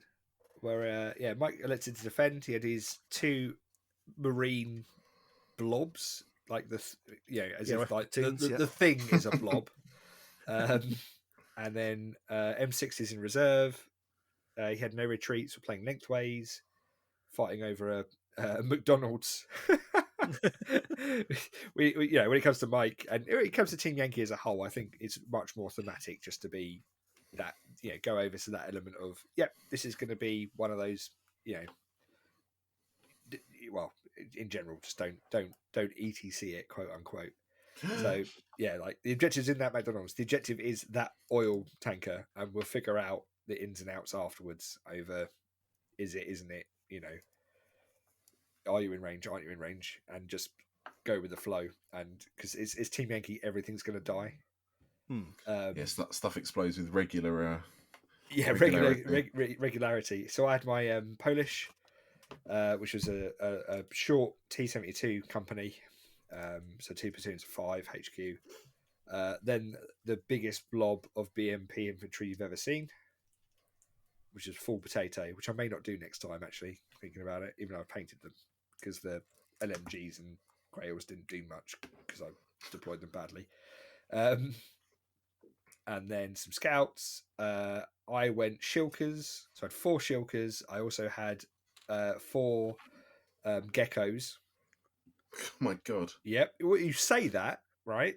Then I had 3 Danas and an OP, and a couple of BRDM 2 scout cars, which we used this because I couldn't spearhead anyway because of the mission deployment where it was. Air support sucks because he had helicopters in ambush. You got his airplanes on in turn 1, and he's like, right, my airplanes. I'm going to fire some hot, the helicopter Cobra Hellfire missiles. Yep. At your geckos, and I'm like, you find Hellfire missiles. Hellfire missiles to kill or toe, or is it toes? Toes, not Hellfire. Oh, okay, from the Cobra, the Cobras, Cobras at the geckos. You're like, well, I can only hit them. They're concealed, and go to ground because of the hunter-killer rules. Yep. Oh, well, that's going to suck because I'm not really going to hit those. And then there's 4 Harriers about to strafe me. So I'll fire 2 geckos at them and miss, and he makes his saves. And then he kills 2 geckos, which haven't shot yet. So the other 2 geckos don't get, when the Harriers come in, he wipes out the platoon. And you're just like, oh, I've just been swarmed. Yeah, I was gonna say, my experience with that is that if you choose to fire something at something, fire the whole platoon. You fire everything at it, and you kill it, and you kill it dead, and then you worry about the next thing after that because and that's just a learning curve thing. That took me ages to work out because you're right. You either go. It's the same with air. You either go big air or don't bother, and you go big anti-air or don't bother. But last time I played Luke, the killer is if he has rapiers. more, if they have more platoons than you have anti-aircraft platoons, they can dictate the order. They can. So you end up going, it's only 2 helicopters. I really want to fire all 4 geckos at his 4 Harriers or intruder models that he had. Because geckos are rate of fire 2, aren't they? Not is it geckos? No, the big ones. The big ones. The big ones. Yeah, they're ROF 3. They're 3. Rate of fire 3. Okay, yep. Yeah. Yeah. But against the Cobras, they're going to miss because he was concealed against them. Mm-hmm. So it was like, so yeah, no, you're right, and that's the lesson I've got is like I should just shot down all of them, and then or you ignore them completely and hope that you get something to survive. Yeah. I guess it was only 2 missiles, but that's they hit on 3 Polish. Ugh. I'm surprised he didn't just cannon them, like fly up and actually cannon them with the but then he wouldn't be concealed. Yeah, because of the hunter-killer rules. That's the thing. Yeah. That's the killer. That's the thing I miss with most of my shots, and the ones I did make, he saved. Yeah, but the trade-off is then you have to get lucky with the missiles, otherwise you're not doing any damage. But yeah, I see what you're saying. Yeah, but this is Michael we're talking about, so of course he just turned everything inside out. And like his gypsy luck. Yep. Yeah, no, that was a real good. I thought I was, originally I had 75 points, and I only had the 2 geckos, and then Mike was like, "Oh no, I need to do 80." And I was like, "Well, actually, that gives putting the 4 in makes it a lot better." So I just stuck those in to make the 80 points. And then it was just like, I just haven't got enough. Because the air just obliterated me bit by bit. My Danas did do a absolutely fantastic. They got 1 barrage where they took out both of his dragon teams on one of the. His 2 dragons, a small, and an infantry stand. Bloody hell. In 1 bombardment, which is mainly due to Mike's unlucky saving throws. But Danas are for the win. They are awesome. Just that extra +1 to hit. It's just horrific. With the 2 up firepower. Thank you very much. Boom, boom, boom, boom, boom. And then, of course, they got strafed by the intruders the next turn because my geckos were dead. Did you have any Gaskins? No, they're in the post. This is what we're discussing later. So I say, I think having played Mike now with versus that double tap helicopters, which I think is a way forward in NATO. Go 2 and 2 rather than like 1 unit of 4. I think you need to go rather than like a high end thing like a Tunguska or a Gecko. Go with Shulkers and the Gremlins. Gophers and Gaskins. And if you can get Gaskins as well, even better. There's no reason not to get more on the same list. Yeah. Well, the Gaskins are 2 points for 4 or 1 point for 2. So, I mean, a lot of the time you've got 1 point knocking around. I think they're a better bet than BRDMs, to be honest. Yeah, they're not great. I mean, they're rate of fire 2, firepower 5. But the more shots you throw down range, the better, especially with a 5+ save NATO helicopter. Yeah. Yeah, so we ended up in a real bloody knife fight over one of the objectives. I actually managed to assault him off an objective, and he had 2 tow Humvees, one of which I killed. The other one passed its last stand. I mean, his Humvees were on fire, tactics-wise, because they were blitzing, tow missiling, and then one of them got killed, survived the last stand, didn't run away to contest the objective. And then it basically kept the game going after my brutal assault with T-72s, which was all. I mean, Polish T-72s were the one I see in the platoon against infantry. You'll kill one on the way in if you've got good rolls there with your defensive fire. I can't kill you, but I've got is it 2 up morale counterattack with a reroll, 2 up, 3 up. Yours. What for Polish? Yeah, it's at least 3. A 3 up counterattack. I think it's 3 up counterattack. So his Marines broke off, and I was like, yes. Oh my god! But then the tow Humvee was enough to stop me winning that turn. and then stayed around for another turn to keep the game alive. It's like, oh my god! And then his M60s turned up and started turning things inside out, and then the other platoon moved round, and I did an ill-advised assault with a load of Soviet infantry, and what I should have done was just swarmed the objective and pushed him off it with just sheer number of bodies rather than giving him a free turn of shooting with an assault. But that's learning Team Yankee when you just look at how much rate of fire a marine infantry platoon can put out with the amount of M60s. Oh, it's ridiculous. Mm-hmm. It is ridiculous, and that was a learning point, shall we say? Yeah, it's an insane amount of small arms fire. And then eventually, through the course of just missile death, he bled the entire formation down to, I think they had 3 stands of infantry out of the big blob of, BMP company. Right. 3 stands left. And my 1 IC jumped twice to 2 different platoons and then finally got killed. Oh my and God. That was it. That's all I'd left on the board. Ouch. Yeah, which is fair to go from just nearly winning by a single team being in the way to then getting the swing back. The other way. Yeah, the swing back from everything right from reserve. But yeah, it was fun game. And he had his sea stallion on the roof of one of the buildings, just looking. I mean, it was a train feature. It just looked amazing. Proper embassy, get out type thing. Just looking big and hench. Yep. How was your game against Nathan, Lee? It was good. We were playing. I'm trying to remember what mission we were playing because what I remember most of it being, I was using the Chieftain Armor Squadron, which basically was a HQ of 2 chieftains, 2 platoons of chieftains. It's all standard Mark 9s with no steel blue armor. Yes. A platoon of green jackets with a Milan platoon attached to them and 432s. Abbots, because damn right Abbots. Scorpions. And Nathan had dusted off his Soviets, which is army hasn't really used for ages. A massive BMP2 horde. And so I'd put my chieftains in reserve. Because we were playing 80 points, wasn't it? I think it was 80 points. Yeah.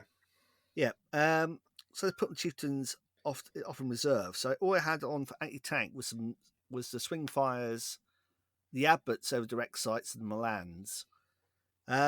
I set up really poorly. I did myself no favours in the setup. That's unlike you, Lee.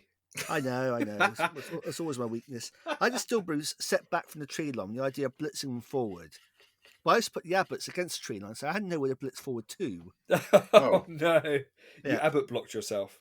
And my chieftains were set up behind the tree line in like a firing position, but I didn't have any real cover to my flanks, and Nathan just sort of swung the BMPs around, blew up my Scorpions, which were my flank protection, and they managed to nail my HQ chieftains relatively easily. I got a bit lucky with one of them passing its save and being merely bailed. But then so I felt like I was really on the back foot, but my infantry were the stars of the game. They held on against this BMP2 company hitting them for the entire game, pretty much. British infantry. It gave enough time for my chieftains to arrive from reserve and start pushing past this BMP2 recce platoon that was sitting waiting for me to come on. And then I was hitting his BMP2s on the side. His T-72s arrive from reserve. We're getting a bit of a long-range duel.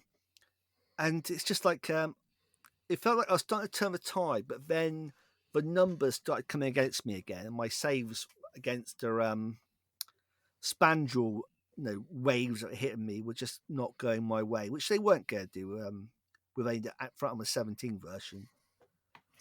The British infantry is very hard, though. From experience, it's perfect. So he managed to get me on a company break, basically, because by that time the Abbots were dead, the swing fires were dead, the Scorpions were dead. It was just the infantry and this last remaining troop of chieftains. And that last troop of chieftain got done by him rushing his BMP2s and his last 2 surviving T-72As onto my flank and basically putting fin rounds into my side. Oof. The T-72s, only one of them hit, and it did kill one of the chieftains, but then the BMP2 basically opened up with his autocannon to the side and killed the other one. That was basically game then at that point. So yeah, it was a tough game. I'd say it felt like, very much the proper 1980s game though. BMPs versus chieftains with like T-72s in support and stuff like that. So it was a good game. It's nice to see like Nathan actually dust off the Soviets for, like say, what feels like ages since he last used them. Nice. And we had the old foreground Autobahn running down the centre of the table, so it looked quite nice as well. Autobahn. Mm-hmm. Can we segue a little bit into the Autobahn Frontline Terrain goodness? Yes. Well, I think that's a good point. Yeah, so it's they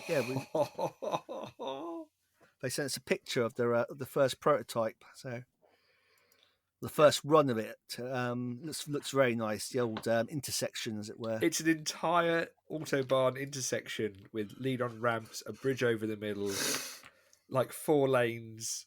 Oh my god!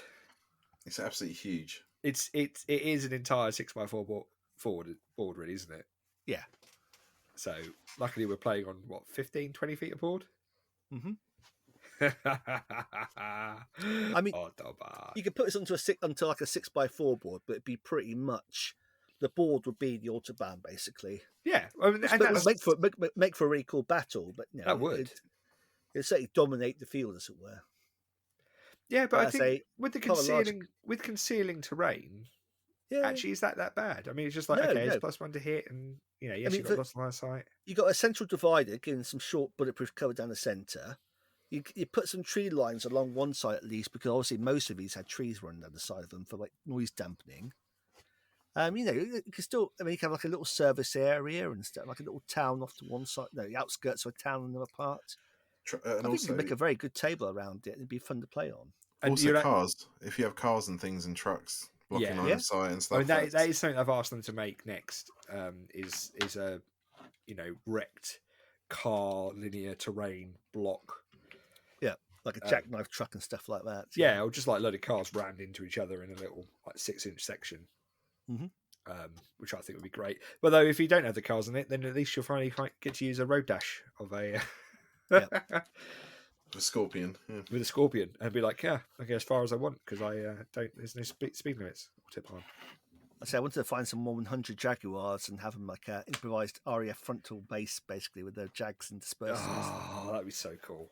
I have like a few barrels of Bedford and stuff like that nearby and stuff. Take the lampposts out and off we go. Yep. So cool. So cool. You play your games, Duncan? Yeah. No, not really. No. Too busy painting 1,000,000 points.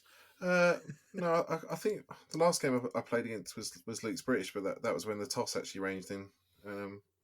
Yes. No. Stop press. The toss actually hit something.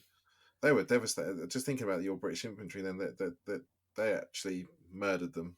The full murder hobo against British infantry, but no, nothing since then. Okay. It's been a bit of an odd month, December. It always is, isn't it? Yeah. Exactly. That's fine. We'll get some more games in come January. That's fine. Yeah. Right. So we get to the pub quiz then. Yes. So basically, we've all done one round of questions. We're going to take it in turns being the quiz master, and we'll tot up the totals at the end and see who comes out on top. So Duncan, do you want to go first? I was to say I've got 2 rounds even better. So I'm happy to do 4 rounds. Yeah. So I'm happy to answer them. That'd be cheating. Ask them. Currently. I got full marks. I don't know how that happened. So who's keeping track of scores though? I can keep track. Yeah. Ooh. Okay. Have you got a spreadsheet? I've got a piece of paper.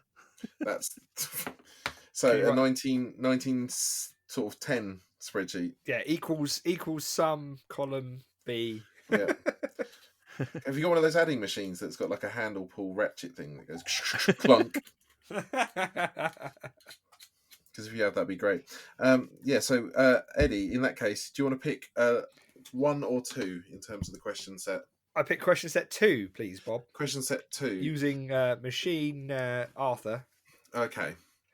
So this is military operations or Dungeons and Dragons spell.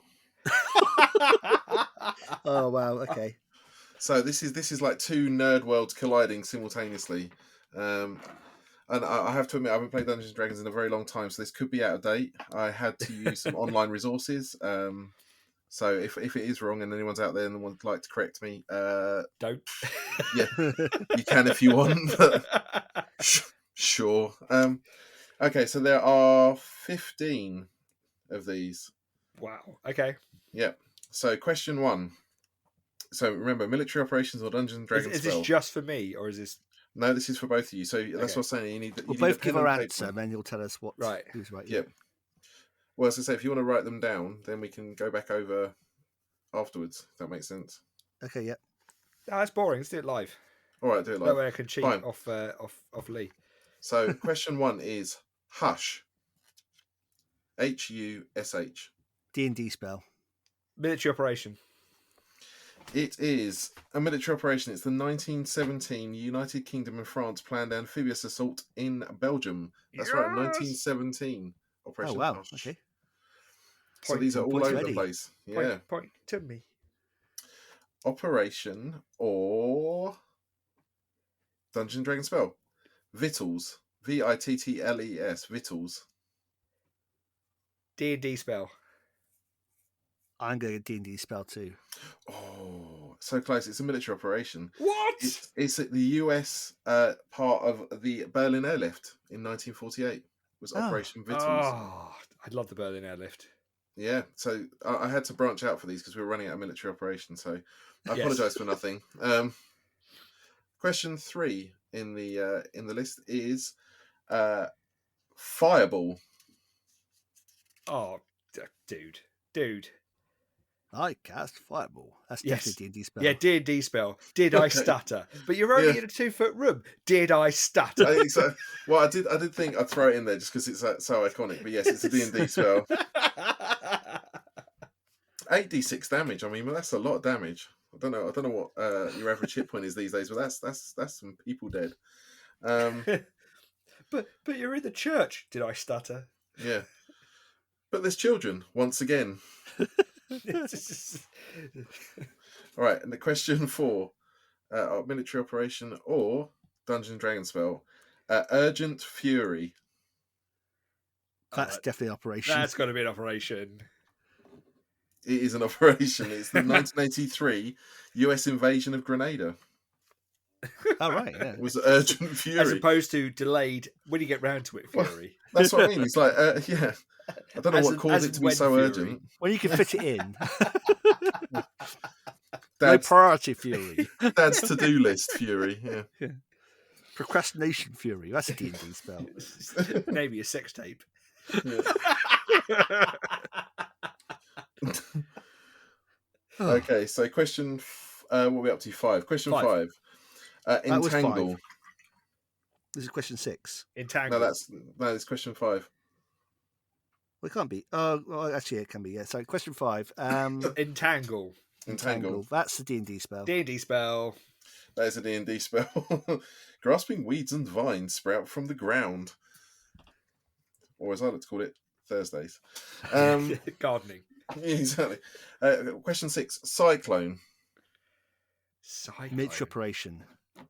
D&D spell. It's probably both. Okay, it's Cyclone, military operation.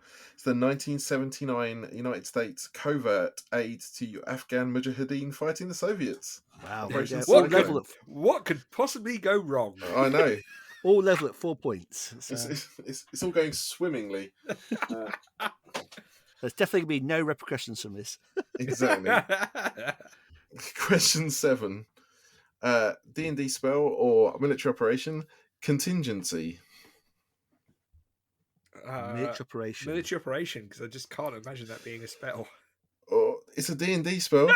What? Yeah, choose a spell of the 5th level or lower that you can cast and has a casting time of 1 action. No, and you store it as an instant. Yeah, you do. You store it as a... But also, it has to trigger on a circumstance now, apparently. So, yes. Yeah, there you go, contingent. You say, so you go, I'm going to cast Fireball as a contingency for the next time Lee gets a question right. Yes, I'll fireball him. And he instantly takes 8d8 damage. Yep. It's okay because Seb's rolling, so it'll be ones and twos. Ones and twos. Sorry, Seb. Okay, question 8. Pass wall. Pass wall. Yeah, military operation or D&D spell. Pass wall.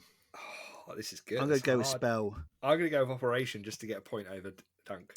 It's a D&D spell. No! Yes! 5-4. Yep, you can create a passage appears at a point of your choice that you can see on a wooden, plaster, or stone surface. There you go. I knew there was a spell, but I didn't know if it was that name, that did that. I didn't know if it was called Pass Wall. Okay, question 9. Chromite. That's military operation. That's an operation. That's the United Nations 1950 invasion at Incheon during the Korean War. Chromite. Question 10. Flaming dart.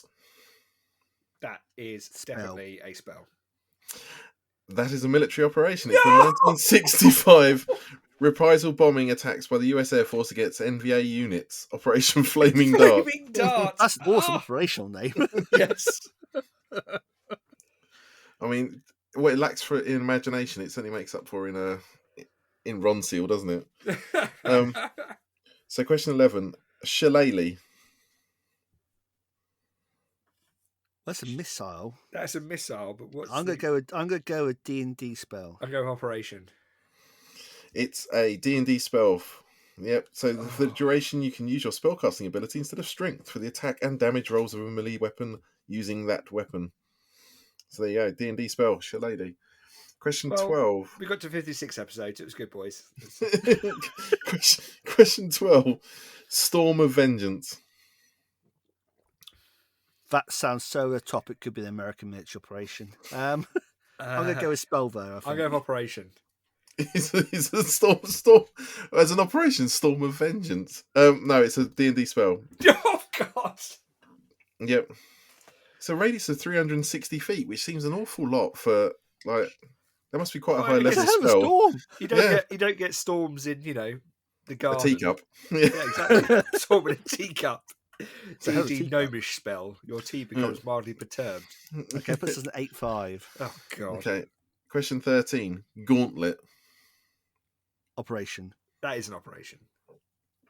There's an operation. It's the 1941 UK, Canada, and Norway raid on Spitsbergen. That's the one. There you go. Operation Gauntlet. Time Stop. That is a D&D spell. Yeah, I'm going to go with spell. That is a spell. You briefly stop the flow of time for everyone but yourself. Bernard's Watch. There you go. Darren, you can Google Bernard's Watch.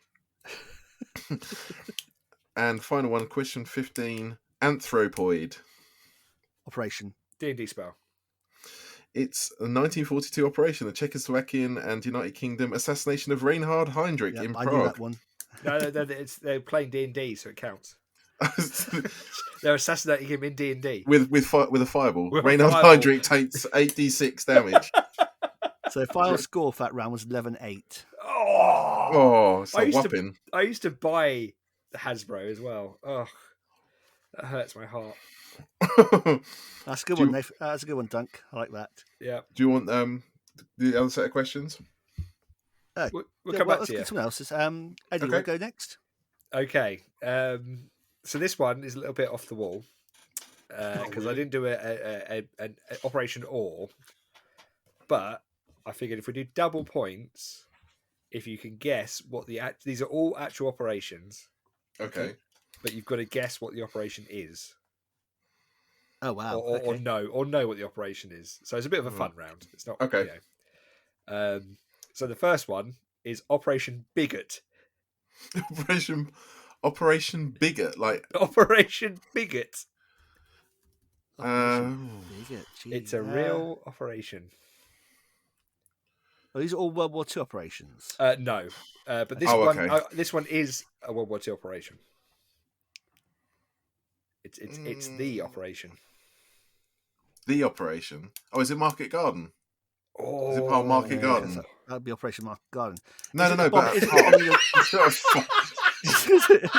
it probably the bombing of the dams? It is not the bombing. That was up. Yeah, I didn't think that it was Upkeep, wasn't it? Yeah. Operation Bigot is British invasion of German-occupied territory, which is the Normandy invasion. Officers assigned the operation were given the unfortunate nickname Bigot Officers.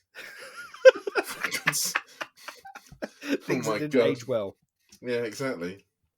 This one is going to be easy. Hopefully, I don't know. Operation Nimrod. Oh, I should know this one. You should know this one. Oh, is this a naval component of D-Day? Oh, Lee. No, it's not. It's not Duncan. Chance to steal. Is it? Hold on, this isn't a World War II one. This is not World War II. Oh, no, it's not. Nimrod. Is it the the SAS boys? Duncan's got this. Duncan's got the Iranian Siege Embassy. Yes, point to Duncan. That's why I should know what it is. Yeah. Oh, good one, Duncan. Good one. Nice. Sorry. It's a dramatic upset. Okay. The next one. It's just such a stupid name. I love it. It's Operation All American Tiger. All American Tiger. It's a slightly more modern one. That should give it away. I was about to say, is this Iraq, isn't it? This is Iraq. Is this? I don't know. This is airborne operation into. It's around a famous river. First one to buzz in gets the point. Oh, I've got no idea. This is Tigris. Euphrates. Neil Poir. It's an operation to capture clear populations around the Euphrates as they tried to capture insurgent leaders. All American Tiger. Okay, it's the 82nd All American. It's the 82nd along with the 3rd Armoured Cavalry Tiger Squadrons. So I knew it was Iraq. I knew it was the 82nd. I just couldn't remember what it was in Iraq. All American Tiger. That couldn't have been more. Yep. So this one is. We've had this one before because I recognise it. Operation Viking Snatch. Viking. Darren, don't Google that. Yeah, for God's sake. Oh my God. Or put safe search on before you do. Jesus. Is that a helmet? Yeah. Or you just pleased to see. All helmets are not a thing. Yes. If you can guess the war, I'll give you the point. Oh, it's an invasion of Iraq, isn't it? Yeah, but which one? The first one. Oh, it's about weapons smuggling. So I'm going to say it's the second one. Okay. Oh, weapons smuggling. It's not Cuban Missile Crisis, is it? Cuban Missile Viking Snatch in Cuba. Yeah, I don't know. No, it's the Iraqi war to stop weapons smuggling. I feel like I've been duped there. During the mission, troops had to use an off-road vehicle developed by the company Viking. They also had to use something called a snatch strap pretty often, which is a rope used to pull stuck vehicles out of the sand, and hence apparently the name. Jesus. Okay, so question 5. Operation Menu, which featured operations breakfast, lunch, dinner, snack, and dessert. I'd hate to be part of Operation Snack. That's rubbish. Operation Lemonsies. The clue is Mike Everest's latest terrain piece. Okay. Oh, I know what this is then. This is B-52 bombing of Cambodia. Yes. Oh my God. Point to Gryffindor. Well done. Good. I know this because I was reading the entry of B-52 a couple of days ago. I think it's just about stuck in my head. Nice. Yeah, 1969 bombing missions against Cambodia, but we never dropped bombs on Cambodia, obviously. But they weren't involved in the war. Was there an Operation Hobbit menu? With just like 15 more operations underneath. I don't heard a second war crime. We've had one bombardment, yes, Pip. But what about a repeat bombardment? Exactly. Question 6. Operation Toenails. Oh my God. What? I will refer to you. These are all legitimate operation names. Operation Toenails. Well, a name like that, it's got to be a British operation. It is during World War II. I'll give you the war. Oh, okay. I'm guessing.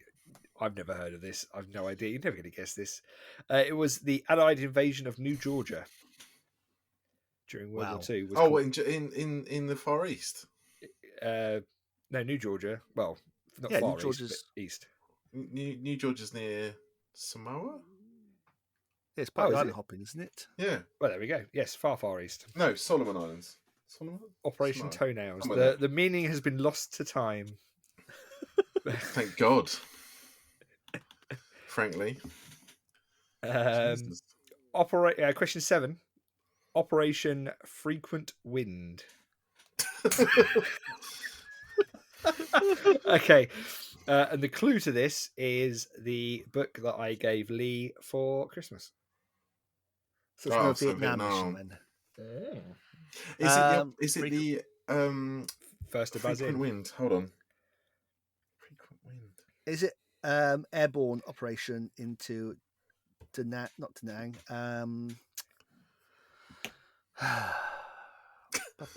What's it called? This is top, we were top radio. soldiers. Bien Phu. Bien Phu. Oh, it is Bien Phu. Not over to Duncan for the steal. Operation Frequent Wind, Vietnam.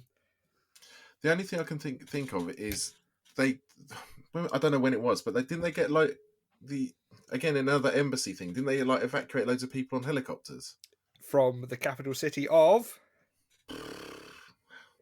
Saigon? Saigon!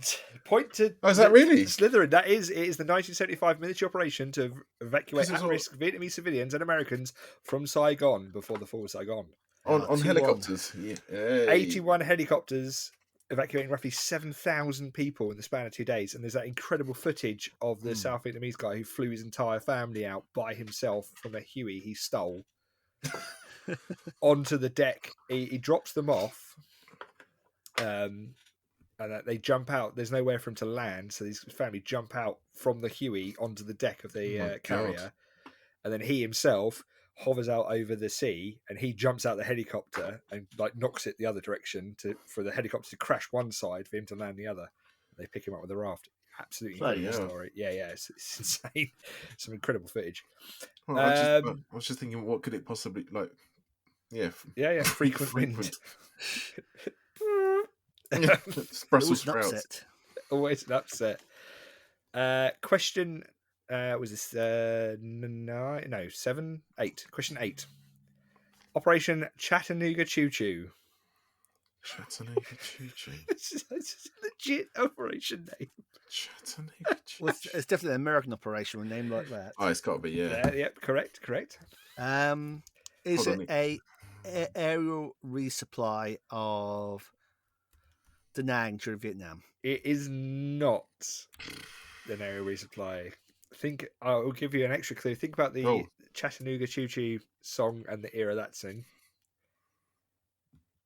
So World War II-ish. World War II-ish. Chattanooga Choo Choo. I don't know. Is it the bombing of the Romanian oil fields? It is not. It is the plan to bomb German railways in 1944 in an attempt to stifle Nazi labour. It is that literal. Oh my God. I went literal last time I went around. I didn't think it was going to be 2 in a row. God. Chattanooga Choo Choo. Someone wasn't thinking that was like definitely a hungover day, wasn't it? What are we going to call this? I don't know. Train set. That'll do. This question 9, I think. Operation Demon Digger. Which is another more modern conflict. But I say this has got to be like War on Terror era, yeah. War on Terror era. Is it something to do with Australians because of the digger? It is not. Oh, okay. It's not. It's so weird because it doesn't really reference anything. It's to do with weapon caches around a river. So God, I've got no idea. Tigris. Oh, Lee, straight in there. There's recovering weapon caches along the Tigris River. Well done, Lee. So point. And then question 10, the final question of the round. Operation Beaver Cage. Right. Is this going to be one Darren knows? We've had this before. We've definitely had this before. I think we had Coxer and Ben in fits about this. Yeah. Is this a Canadian operation in Iraq? It is not. It is back to you can't know, man, because you weren't there. Is it Vietnam again? Yep. All right. Beaver Cage. I got nothing. It's not the riverines because they're all game wardens. It's not. if you can think about the nature of, if you can name that it's an attack against the vehicle forces in a particular structure. Recon Delta. It's not the Recon Delta. Lee, I'll give you one last guess. Ho Chi Minh Trail? It's not the Ho Chi Minh Trail. It is the attack against the underground tunnels. Oh, right. Okay. Yeah. Oh, okay. Many entrances are underwater. It's hard to get in. Then? Well, think about it. Literally, it might, beavers build tunnels and there's the ledges. You can't get in unless you're underwater. So it's a 1967 attack, helicopters attack against growing vehicle forces in underground tunnels. And that is my weirdly named genuine military operations and what they bizarre. were for. Let's go around. Well, double point. So we both end that with 4 points, which puts me on 15. I'm shocked. I'm Eddie shocked on 8, and Duncan opens the scoreboard with 4. Woo! Woohoo! We've only had one round. Yeah. I'll do my round, and then we'll finish with Duncan's. Sure. Okay, so we'll do double points for this because it's only really 5 questions. Yeah, that balances out. Okay. But it's higher or lower. And if you remember, I did this last year with World War II anti-tank weapons. Oh. Well, this year it's going to be Team Yankee era missiles or projectiles. Projectile vomiting. Yeah, so it's starting off. So basically, we're going to start with a Hellfire, AGM 114 Hellfire, with a peak velocity of 415 meters per second. Okay, we did peak. Yeah, peak the next one will be basically it's basically max velocity. And the next one you have to guess higher or lower on the next one. So next one is the AT4 Spigot. I'm going to say lower. Which one's the Spigot? It's the little. It's the one. It's the modern one that's carried by like BTR infantry in Team Yankee. Oh, okay. It's not the one on the. Oh no, it's a Saga. Oh no. Yeah, so that's the AT3 Saga. I'm still sticking with lower. I'm going to say it's lower. Okay. No. What was the Spigot? What was that? Sorry, what was the Hellfire? 400. Hellfire with 450 meters per second. All right, no. Can I retcon? You can if you want. I think the Spigot is faster. Okay. I will say it's lower. Yeah, it's slower. It's slower. It is slower. 186 meters per second. Oh, you shouldn't have changed. You shouldn't have changed. I should have stuck with my convictions. Hobby Butterfly strikes again. Okay, so we got higher or lower than a Spigot. So now you're now at 186. Next one is the Carl Gustav's FFV 551B HE round. Oh my god! Which will go out to a kilometre. But does it do it at faster than 186 meters a second? Correct. Well, it's an HE round, so usually they're a bit lobby, aren't they? They are very lobby. They're a bit lobby. Like Matrix lobby, like bing. I'm going to say. I'm going to say faster. I'm going to say faster. I am going to say faster as well because 100. No wait.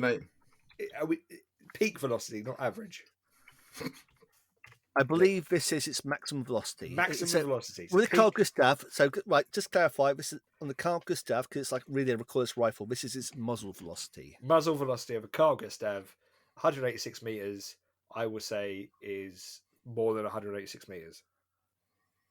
And Duncan, you said faster as well, didn't you? I did. You're both correct. It goes at 255 meters per second. I mean, I guess that is more. That's quite a few. 70 meters a second more. That's faster than I can run. That's for sure. Okay. Next up is the M72 Law. Faster or slower?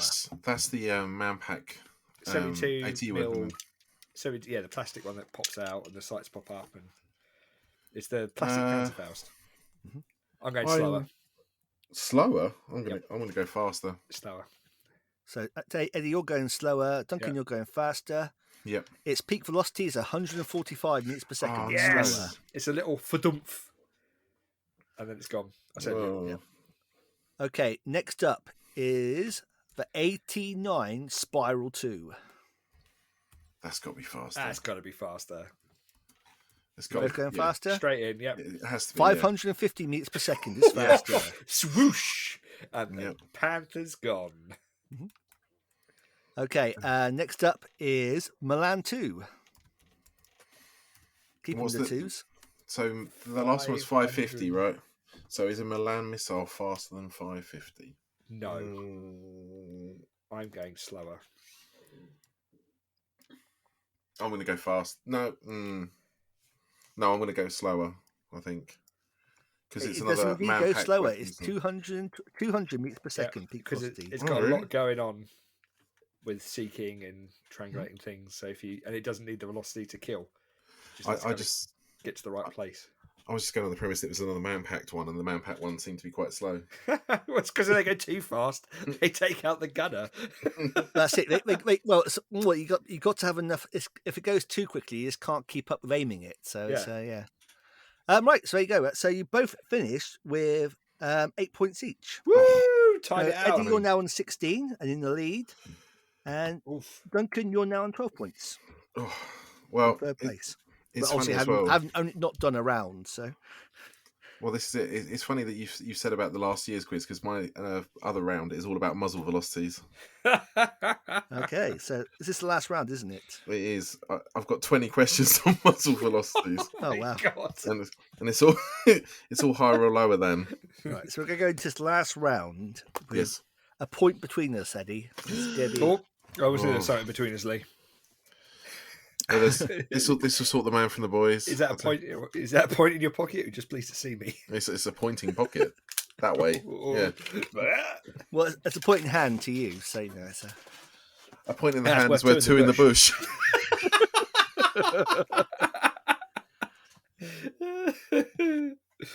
All right, Doug, what are we doing? Okay, so the next round is it's actually muzzle velocities, and these are all I think they're all World War II. The majority are at least are World War II weapons, but they're across all nations this time. Oh, fun! Yeah, so we'll start off with, and I'll give you the baseline. And what do we think the baseline gun's going to be? The best gun of World War II, the 25-pounder. Yeah. So the British flying HE or anti-tank. Oh my God! I mean, how many charges? One of drunken disorderly. Yeah, exactly. We're not playing this game with Lee. I'm going to take my 25-pounder and go home. Lee Hermione Parnell. Exactly. I think you'll find. I don't know. It just says Ordnance QF 25-pounder, 532 meters per second. Okay, so 532 meters per second. It's all meters. We're not doing any of that. Must be a HE shot then. Yeah, it's not. Yeah. So the next one is the Japanese Type 95 Go-Ha 37mm Type 94 gun. 37mm. 37mm. Is that got a higher muzzle velocity than a 25-pounder? But you said Type 95. It's a Type 95 tank, so it's the Type 95 Go-Ha tank. It's the Type 94 37mm gun in that tank. I will go faster. Me too. It is faster. It's faster just. It's 575 meters per second. So only just faster. This little dump around. Pop. Pop. Meanwhile, a 25-pounder lad. So the next one is the British Ordnance QF 75mm gun. Has that got a higher or slower muzzle velocity than a Type 94 37mm? Slower. Again, it's going to depend what you're firing. I'm going to go slower. God. Hold on, where's my fun sponge? I must. Woo. It's a low. It's always been classed as a low velocity gun, so I'm going to go slower. Okay. Actually, it's 620 meters per second. Yeah. So this it's is faster. The one. That's the. It's the one off the Cromwell as well. Yeah. No, fake news then. Fake. Yeah. British propaganda. Fake news. Yeah. Well, okay. So the next one is the Italian Cannon de 4732.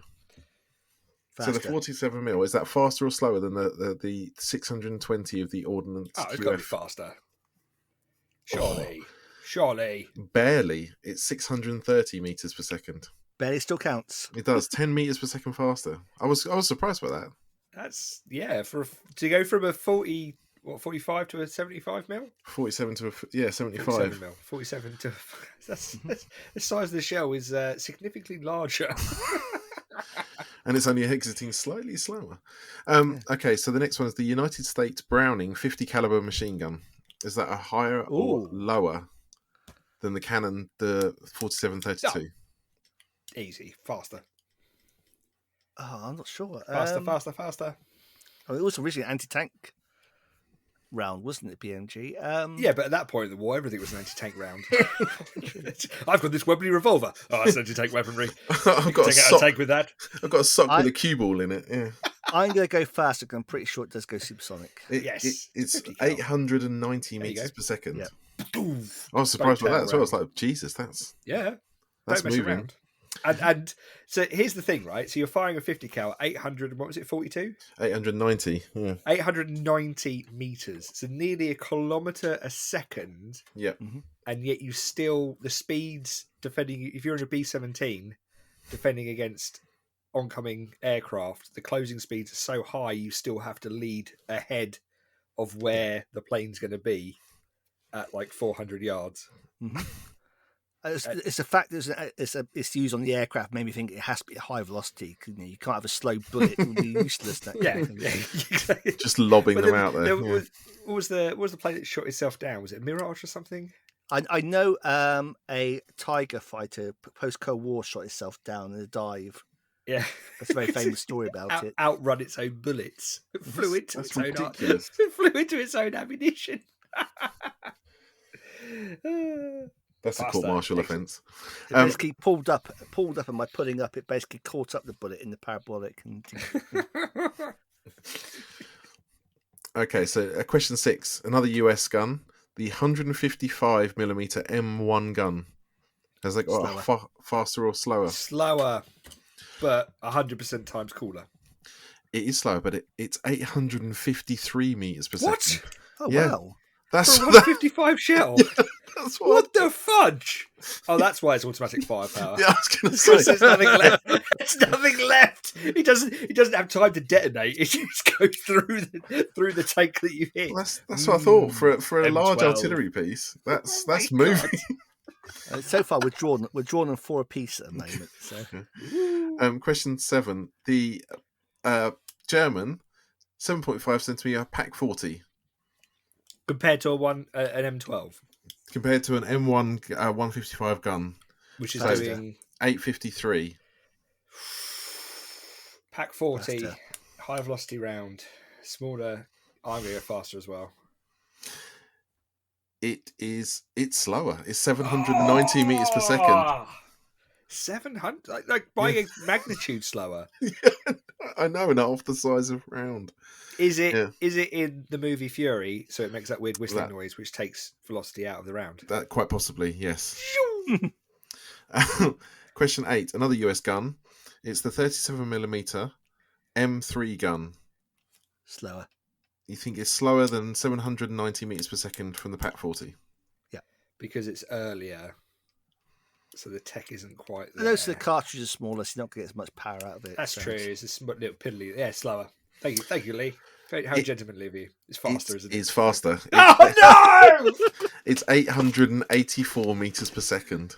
You traitor, Lee. So it is absolutely I'm not getting moving. Points here either, so, but we're both doing the same. You win this by default because you're a point ahead of me.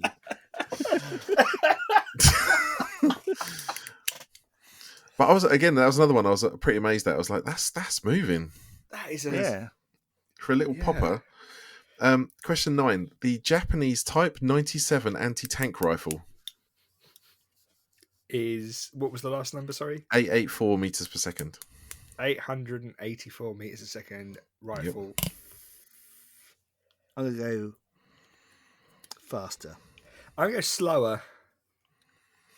It is slower. It's 750 meters per second, which is still bloody.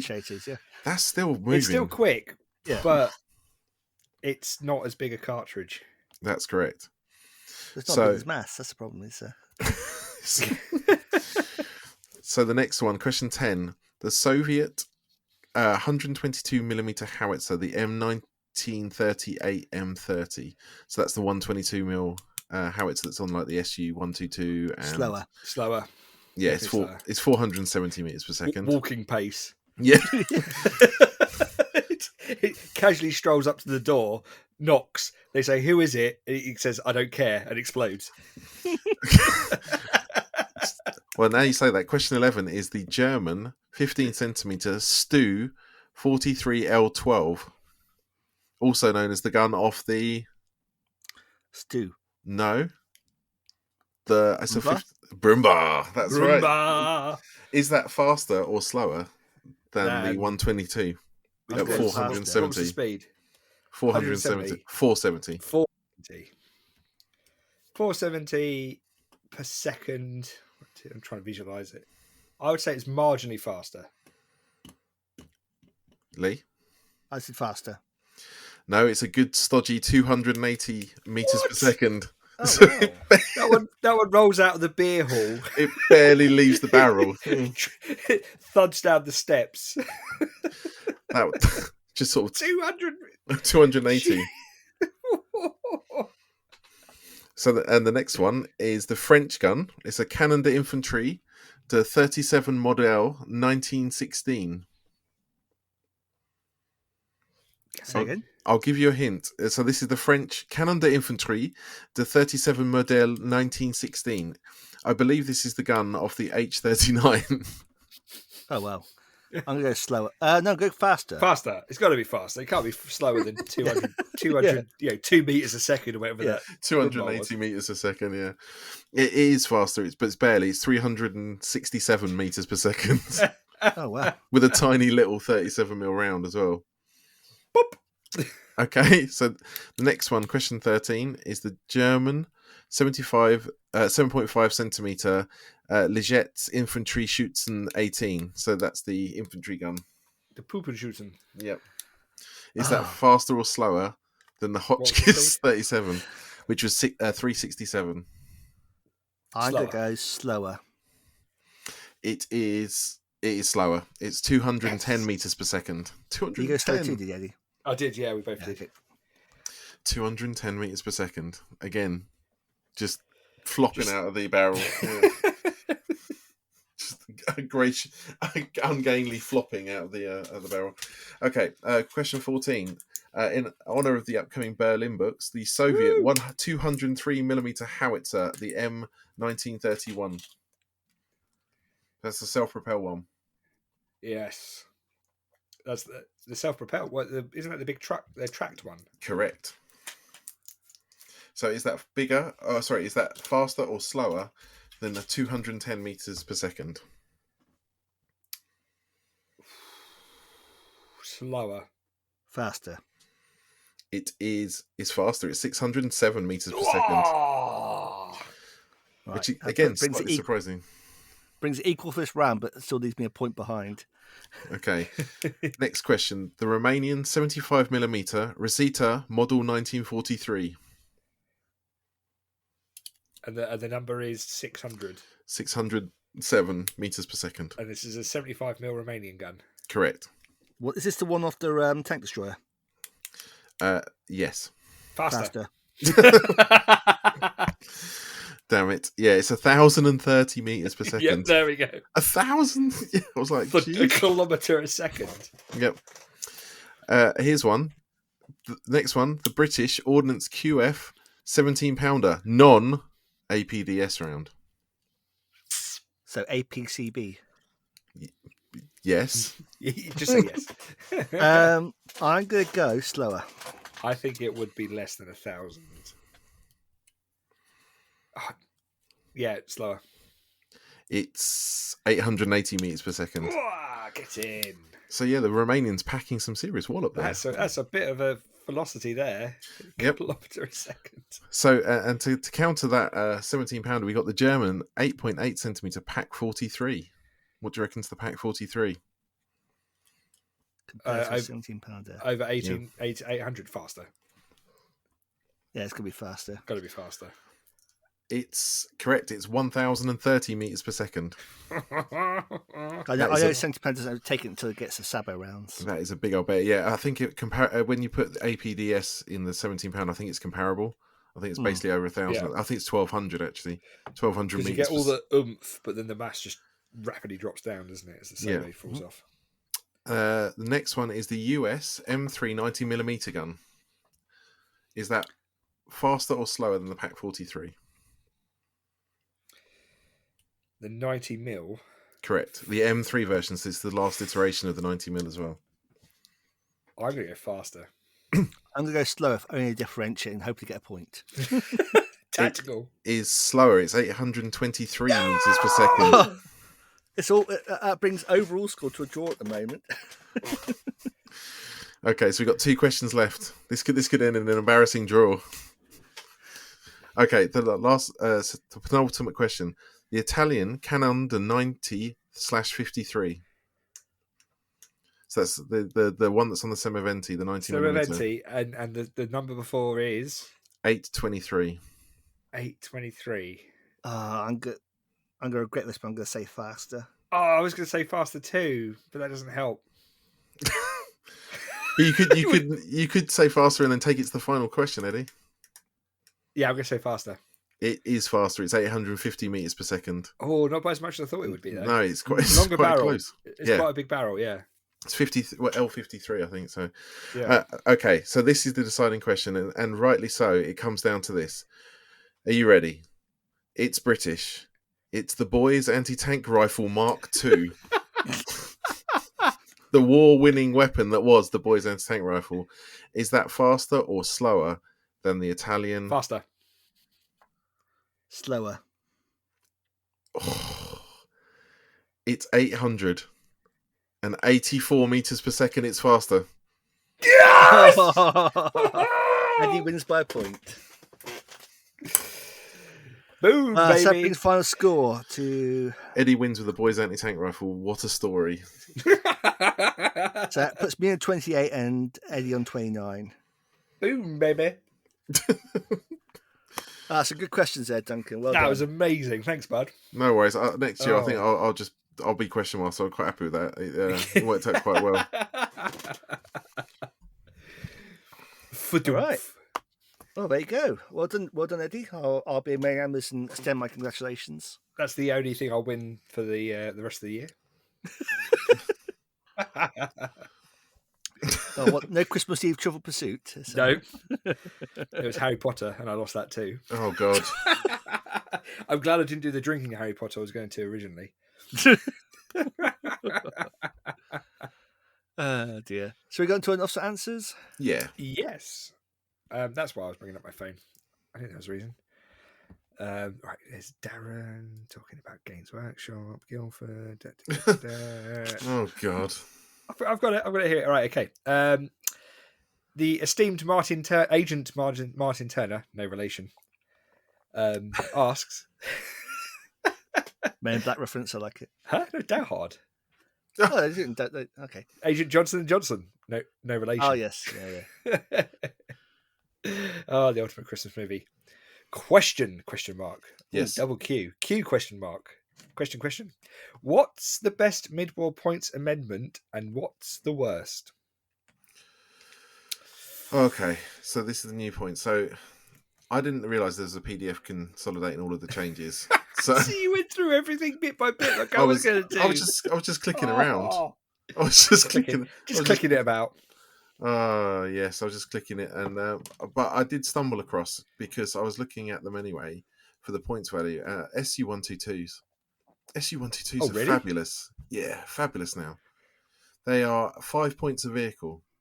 So they're dirt cheap, I think, compared to some of the other options. They've got this is the assault gun on a T-34 chassis, right? Correct. They're front armor 5, side armor 5, but they've got a 122mm gun on them. Yeah. And it's just... they're just better. Like, you only need 3, so it's 15 points. So they're decent against anti-tank. They're very, very good barrage. I think they're a 2+ barrage. So yeah, I think they're a big winner, because you can also have them in that mixed. I had a look at the mixed self-propelled gun company. And you can have them and 76mm, the SU-76s, as a formation, and you only need one of each for it to be a minimum size one, and that's pretty chunky. I think they've gone from being absolutely what the hell is this to okay. Because again, it's the self-propelledness. Like, they'll always be barraging. Always be barraging. Well, yeah, and the armor's good. The armor's decent. That would be my my feeling. I'm not sure about worst. I still think that there's work to be done on the Panzer 3s and 4s. I know they've come down quite a bit, but yeah. I mean, and the Panther's still 15 points a tank, even though it's green and horrible. Yeah, I mean, it feels like. Yeah. Sorry, I was going to go on to. I didn't even know they haven't changed the Panthers at all. It has gone down. I think it's listed now as being basically 15 points a tank. I can't quite remember what their points was, but that's the thing. I would have liked the old points to be able to be like, oh, it's gone down by this much. So basically, at the start of the actual PDF, it just lists plus or minuses basically. It didn't say how much. Yeah. So the Panther's listed as a minus going down. Basically, all the tank destroyers went up, and all the tanks went down. Is basically what it feels like with the Germans. Which is fine. And I mean, I was looking at the list I took to the North Africa tournament at the start of the year, and what was a 100-point list is now a 96-point list. Mainly because their catcher 25-pounders obviously went down, and they went up, didn't they? Panzers went.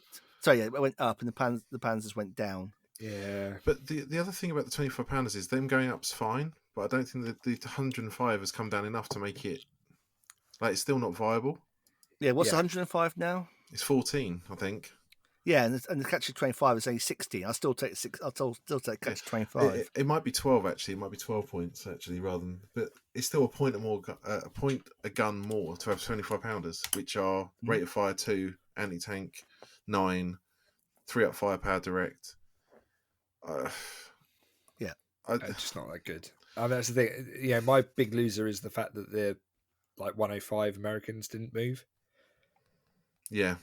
And it was like, mainly because I bought a platoon super cheap, hoping that they would get a massive points drop to make them worth taking over priests, but they really don't.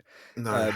But the winner, personal winner for me is the Shermans, the American Shermans, because yes, they've dropped by a point, but that means in a 100-point force you can now have 13 of them.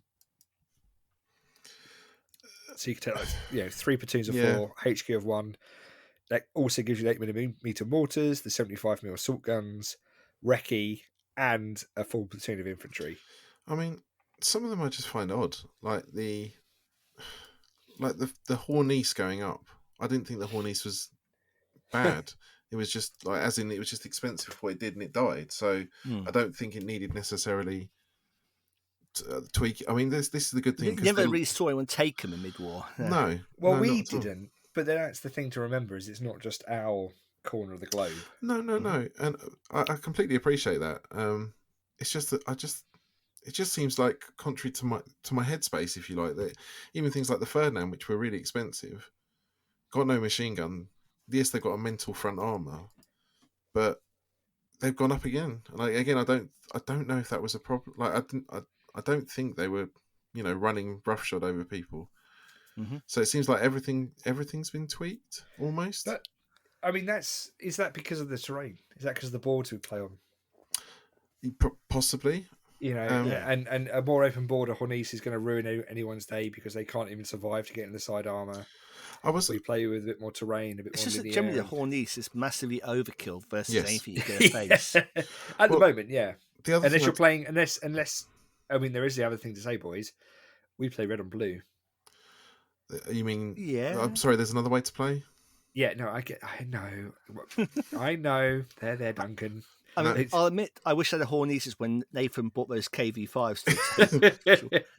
KV5s. He bought those to table. That was definitely a Hornice. Would have been really handy about then. But I mean, a Hornice would wreck a Tiger any day of the week, and then you'll be kind of going, "Oh crap." The Hornice of my army gone. The Hornice is now, I believe it was 8 points before. It's now 9 points. So 2 of them is 18 points. For 2 kill anything on the board shots. Yeah, that hit on 6s. Veteran concealed at range. Yeah, I mean, the other thing I would have liked to have seen actually that has not changed is the Stukas. Stukas have stayed exactly the same. They're not gone up or down. See, Stukas are a sleeper hit. No. Because the bomb Stukas messed up my Americans, even with the 50 cal AA. Oh no, I'm not saying they're not good. I'm just saying that the cannon one is like 15 points or something. 14 the cannon, points. yeah, the cannon one's too. So it would have been nice to see that perhaps get tweaked. I'm glad all the captured stuff went up. I love captured kit, but it shouldn't be better than the. I do have to reference the fact they said the points list is totally balanced and still gives great games, but here's a load of changes to make the games more balanced. Yeah. It was a real it's a very Trumpism. I think what they meant to say was that they're still fine to play with.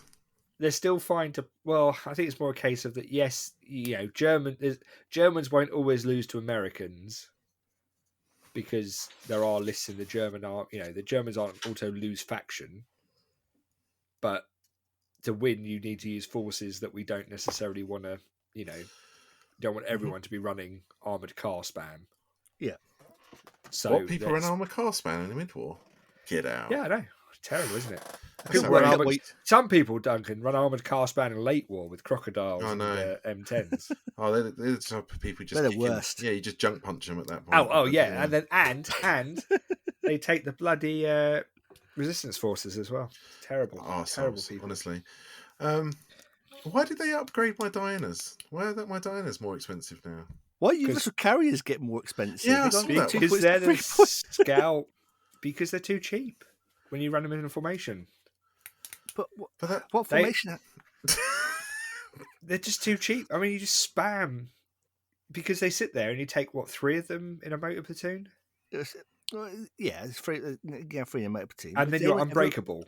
Great, I'm now unbreakable. I hide these at the back of the board or in reserve, and they never even come on the board. Does making a point more expensive stop that? Well, it helps. It doesn't stop it. It helps. So the thing to, we discussed this before. The thing to note here, this is version 1. This is a living rule set they're going to review. Yeah, it's going to get tweaked. And they haven't gone too crazy. They've just done some nice changes and put it out in the world. We'll see what happens. And then if there's other units they need to adjust, hopefully they'll take that on board. Or there'll be a mechanism for them to capture that. And they'll adjust them a little bit more. And that itself is really positive. And it's a huge step change in the way that Battlefront has previously approached points. Absolutely, yeah. And that is fantastic to see. Because it does it. I try my best to straddle the fence between just bring what you want versus competitive. Bring what the rules say this, so we'll do this. Competitive tank conga, as it were. Hi, Mark. Oh, hi, Mark. Competitive tank conga. Yeah. I did not hit her. That's a Rim reference for the movie buffs amongst you. So I kind of like seeing both sides of the fence, and I like seeing, I'm trying my best to walk that fine line between the two, and I can see both sides have valid arguments here, and it's nice to see Battlefront trying to do something that does placate both ends of the hobby spectrum, as it were. I'm extremely pleased about this because I was advocating for living points on forces forever. So I'm just do it, move it now. I'll have it all. I'll have it tweaked every month, every 3 months, every 6 months, whatever it is, because it just gives them flexibility. It also keeps it fresh, right? I mean, it also keeps it the fact that you kind of go, oh, actually, now I always wanted to do a company of Panzer IIIs, and now actually they kind of, well, not now, but at some point they may make more sense and be like, nah, they're never that's going the to make latest sense. quote unquote meta. My favourite actually. So I know I said the SU-122, but the other thing I quite liked for my Italian stuff, as in for Italy, but they're German troops because that's how we roll. The Hockendeutsmeister Semaventi Longs, the 75 mils. They've come down. They're now 4 points a vehicle, I think, or 6 points a vehicle. Right. So you can get quite a chunk of them. I think 6 of them's 36 points, and they're all like 80-10, which in mid-war is just take it off. 6. So well, it's an ambushing unit. 6 Semaventi long. Oh, you're dirt. You're broken. You've gone too far over that fence, Duncan. Come back. No. So I've just been looking at my British force. I've been looking at the Germans. I haven't really looked at my Brits. I just realised my free RTR in like Tunisia The Sherman's come down. What was a 100-point formation is now 93 points. That's quite a So I've just been playing around with it. I dropped the second troop of Universal Carriers. Yeah. And I dropped the Crusader 2 and 3s from three 6s and 1 2 to 2 2s and a 6. Okay. I'm going to squeeze in a rifle platoon. And does that feel a bit more? It feels more right. Yeah, it feels more right. Yeah. And that is all we can ask for, really. And what it does mean is that with the Universal Carriers now being the same points as the armored cars, I'm now thinking about dropping Universal Carriers and putting armored cars in because armored cars look cooler. Yeah. So for me, it's kind of like it's fantastic they've done this. I get a little bit excited when they roll it out to late war because, like you guys said, we're at late war, we're there, we're at the end of the war. What's next? Mm-hmm. And I don't want to start. I don't want to start again. Career. Version 4. This version 4 is a really good rule set. Mm-hmm. Other than yes, I wish Recce lifting onto ground. I want that to come back, but that doesn't need to be a huge change. A new version change doesn't need that. There's nothing. It's a lot more streamlined. But I'm spitballing here. Does this give him a chance to put in some of the weirder and wackier units without worrying that if they mess it up, they can't retcon it? I don't think it allows them to do that. I think it allows them to, whereas they've been fairly adamant they would never go back and revisit points during an edition. It gives them that flexibility to go back. I think it gives them the capacity to play around with that a bit more. But in terms of new units, I can't see it. I think that would just come from all that needs to be is a command card pack. Yeah, but what I'm saying is they can release a command. They can go back and go, I want to do, because in version 3 we had all those PDF lists of very specific things. They can go do that without the fear that they're painting themselves into a corner by making an Uber list by accident. Yeah, well, and that's what Living Point should be doing. It's that thing of if no one's using it, it's probably costed too high, and if everyone's using it, it's probably costed too low. Yeah, there's a reason 25-pounders were always the German artillery choice. What I'm really saying is I want my glider assaults back. Luftlandesturm! Oh, there you go. Who's playing the bingo? Someone's enjoying that. Yeah. Shoot, ski hobby bingo.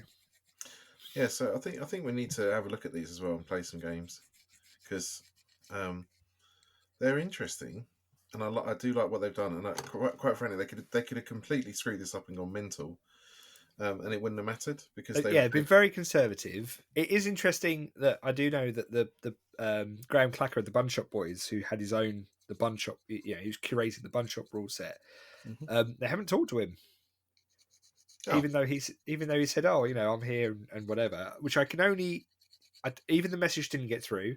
In which case, talk to Graham Clacker from the Bun Shop Boys. Email me and I'll Battlefront and I'll get you in touch because he's got stuff and I couldn't put in my ex-gaming corporate hat on. I can understand why you wouldn't want to be involved with IP someone. Protection, and like IP that, protection. But I mean, the thing is, he's not like that. And it's not that at all. It literally just lives to make the game good, which is a big part of ETC Team England. Hashtag. Oh Jesus! It's coming home. Hashtag not to New Zealand. What's coming home? I don't know. Oh, okay. I'm 3/4 of the way through my Christmas rum. It's pretty good. Is it honey rum? It's not bee rum, no. Unfortunately. So, I mean, that's see if that works. Throw that out into the internet and see what happens. Car Stop Person asks a similarly related question of, what do you guys think of the new dynamic points now they've been released? Are there any changes that surprise you? Yeah, I want my broom bars cheaper. Why aren't there cheaper broom bars? Yeah. Where are the Luftlandesturm? And why are Hornices so expensive? I mean, they made the broom bars cheaper, but come on. There was nothing in there that was shocking in terms of like, why did they do that for me?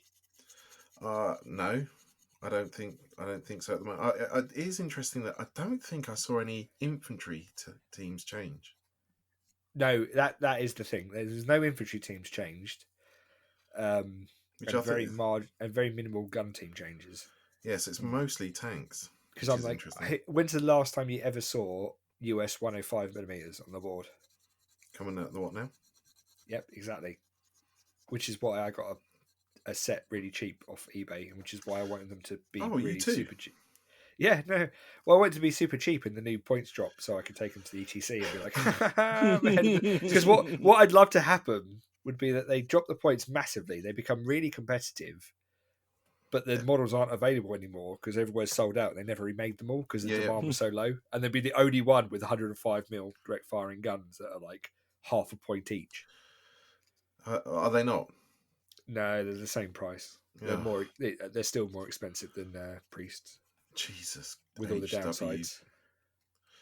Right, back on the shelf you go. Yeah, because I got some for a tenner as well. Yeah, I was like, oh, maybe they'll be good. Maybe. Nil point. Oh. Anyone else got any surprises? Oh yeah, only Euless carries went up, but yeah. I could see that coming. I don't think so.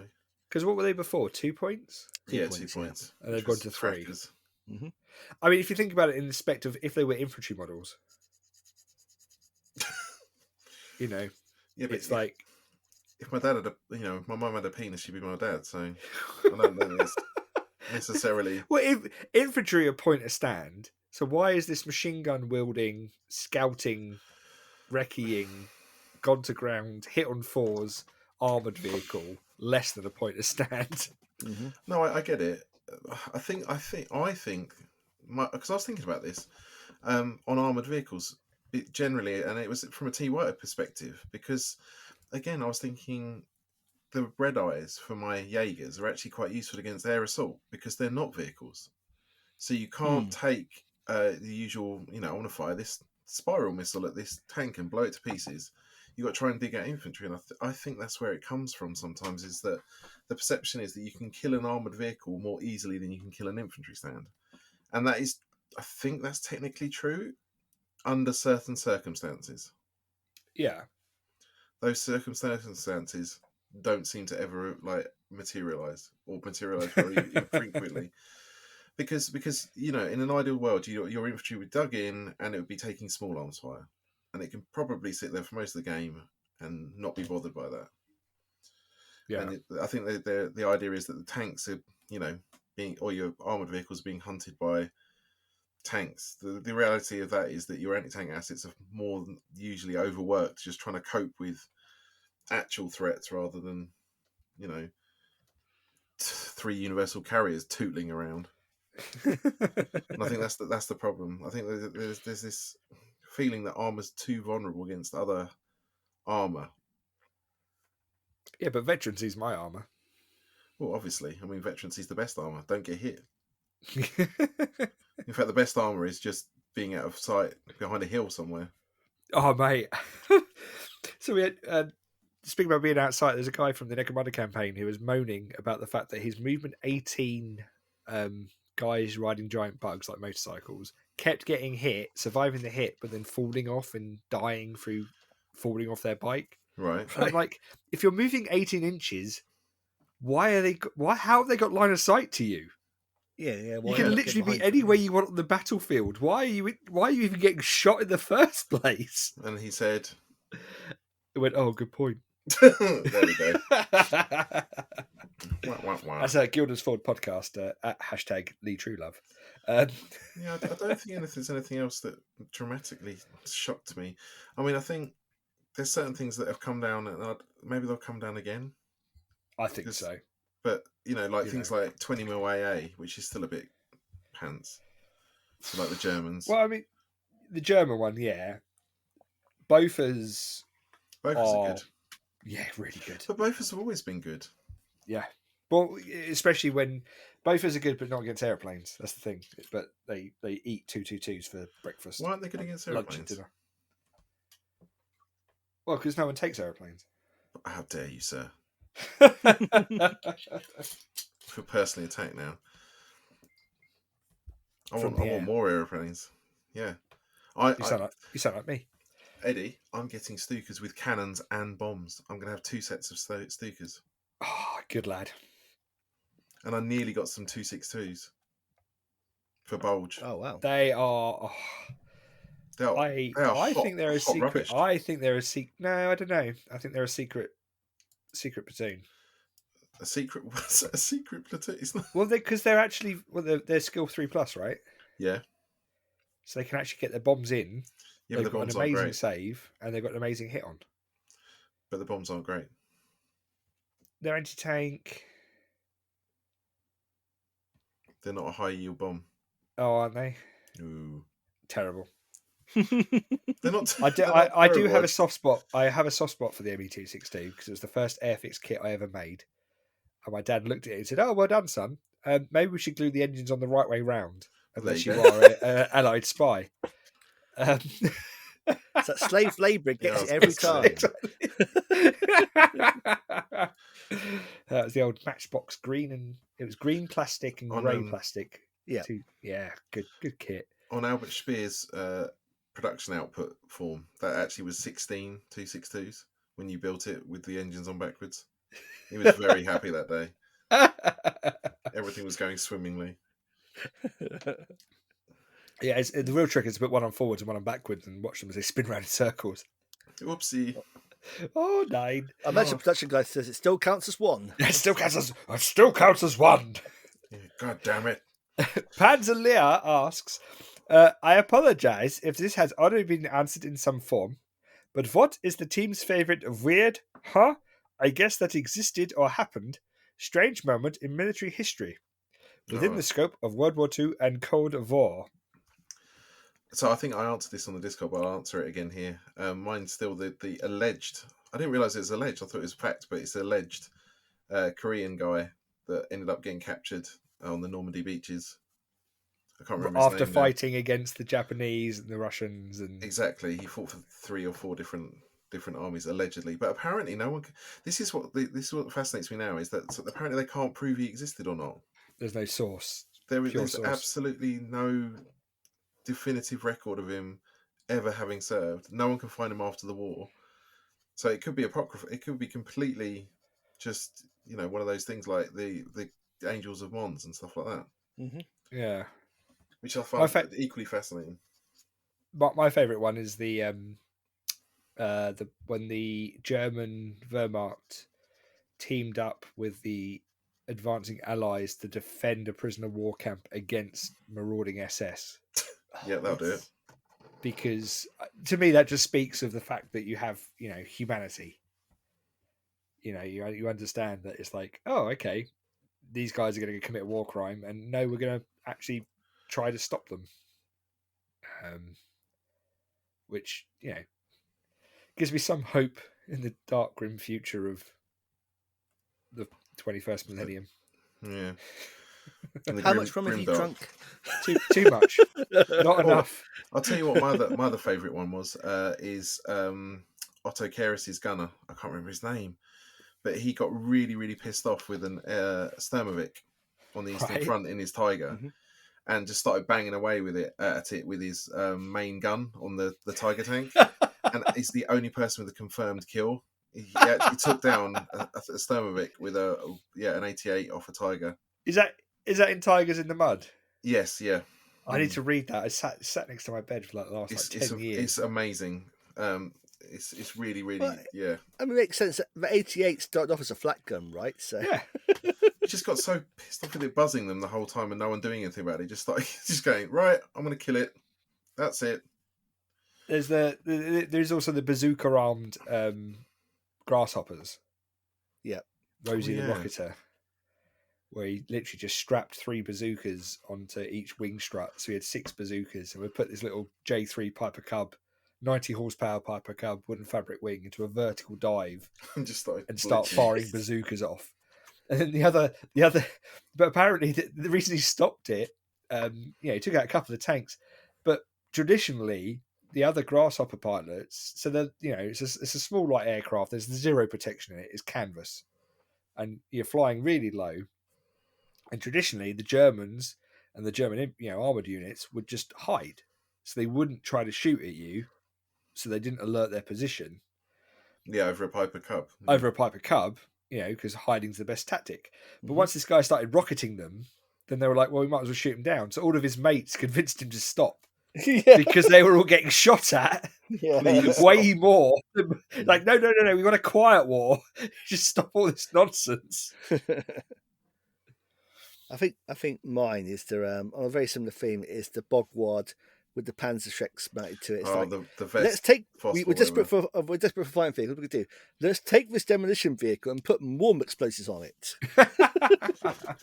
Obviously, it's an explosive charge at the Bogward. But yeah, so it was the Warsaw Uprising had one of the ones for me. I researched it after watching the movie, and they captured a Bogward.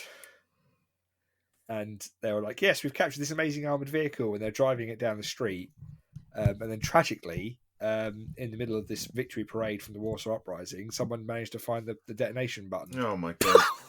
Yep. Oh, no. Yeah, terrible. Oh, God. Fireworks! Yeah, a little bit. Hands of it's grim.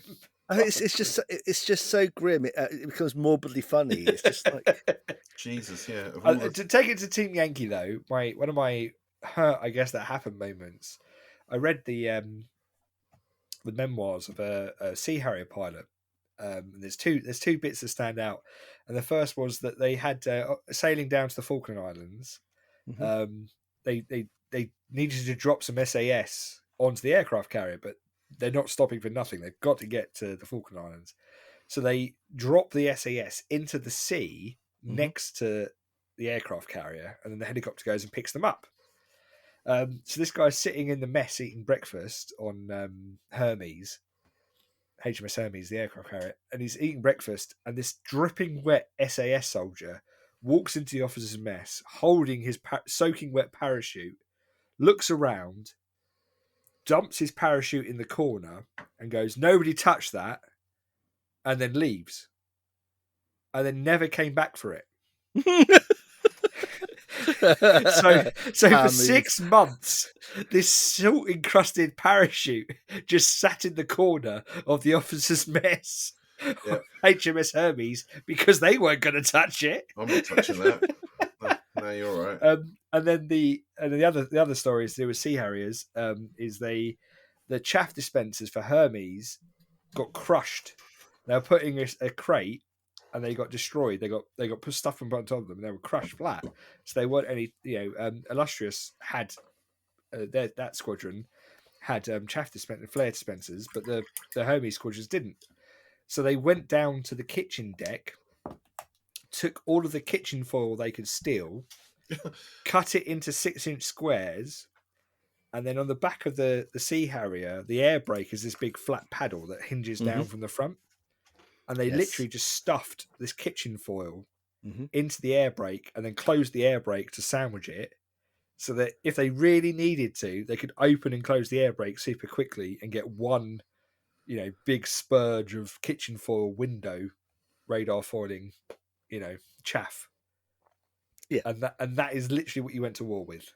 Which they get away because most of the Argentine weapons were heat seekers on the aircraft and optically guided, like Tiger Cat, the land version of the Sea Cat missile. So radar was as important in that conflict as it would be some other. Yeah.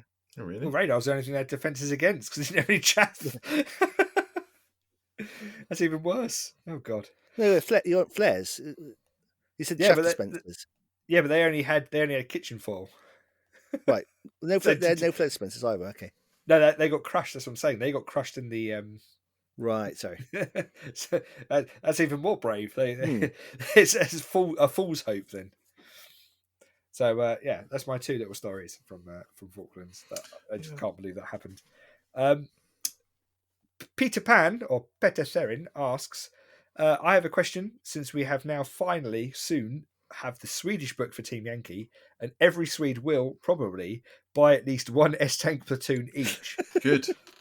What's the population of Sweden? Not enough. Same as Brighton. How many boats is that going to get, Paul? Pete? Sorry, if everyone buys a same platoon. Enough. Yeah. Is there a preference to play the home team? British people playing British forces, Americans playing American forces, etc. That's a very good question. Yeah, it's everyone. Yeah, I mean, there must be, right? Well, I'm contrary, so I'd never played British ever. I mean, there is an interesting thing when you get to the people, Germans playing Germans, and the motivation for playing Germans. Oh, I just like the tight uniforms from the Hugo Boss era. Exactly. God, they look great. Oh my God, look at those jack boots. Oh, what a delight. Say we want about the politics, but man, they look sharp. Oh, exactly. Yeah. Go Kanye West. Yeah. I'm just trying to think. Most people I know play Flames of War do have a British army, but not all. It wasn't like a first army for some of them. It's like ones they bought later for doing a certain period. Yeah, but this is like Lee's the archetypal British player. Yeah, Lee's die in the wall. Yeah, there's normally a family connection. That's what. Well, I mean that is it. That is that is kind of the. What are you saying? The point. What are you saying? My family's that in a former life I was a German glider pilot. Oh God. The Flanders. Stupid Schwimmwagens. Why they still? Duncan was a Schwimmwagen in a former. Why are they still 3 sodding points? I've sat on it for long enough. I can't do it anymore. Can you imagine if they did a late war one and Schwimmwagens were like -10 points to the platoon? Oh, and you literally got a platoon of recce for nothing. Just make them one. No one cares. I think it's probably more they can't be asked to re-release the models, so they just we'll throw this out there. I don't actually. Why are they 3 points? It's not fair. Anyway, well, hopefully, the bingo. Hopefully, they do manage to make the Flames of War convention. No, event day. What do they call it? Open day. Open day. Yeah. Because they did say they're going to do it next year. So hopefully at the open day we can get Pete over again like he did before. And harangue him about why Schwimmwagens. Harangue him about Schwimmwagens. Schwimmwagens and Brimbars, Pete. Let me talk to you. Yeah. Come in. Over and over again for the entire weekend to the point where he folds and capitulates. Exactly, just browbeat him. Now, Pete. We should do a Team Yankee participation game. Oh, that would be good. What just all the helicopters? We'll buy the Autobahn off Mike. Autobahn and hips and Chinooks. Yeah, do a big air assault thing. That would be fun. That would be fun. or remake Berlin 1-for-1. Oh my God, that would not be fun. Although I'm surprised that no one does a Brandenburg Gate. Was there much fighting at Brandenburg? No, there was none. No, there was.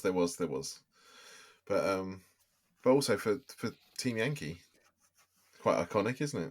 Well, that's Checkpoint Charlie. I think will bring that about. Oh, I'm very excited for that. And that name mentioned, I really want now do a Team Yankee Berlin battle. Yep. Yes. Get all the chieftains in Berlin. The Berlin Brigade. Yeah, buddy. And that one that the Russians apparently used that. Our Patriots Lex Valkyries was showing off with a weird blue and orange and green. Really? Yeah. He wrote an article about it on their Soviet Green thing very recently. Oh, dude, I need to find that because what I do is I'll speak to Anarchy Models and get us some custom Berlin Brigade stencils made up,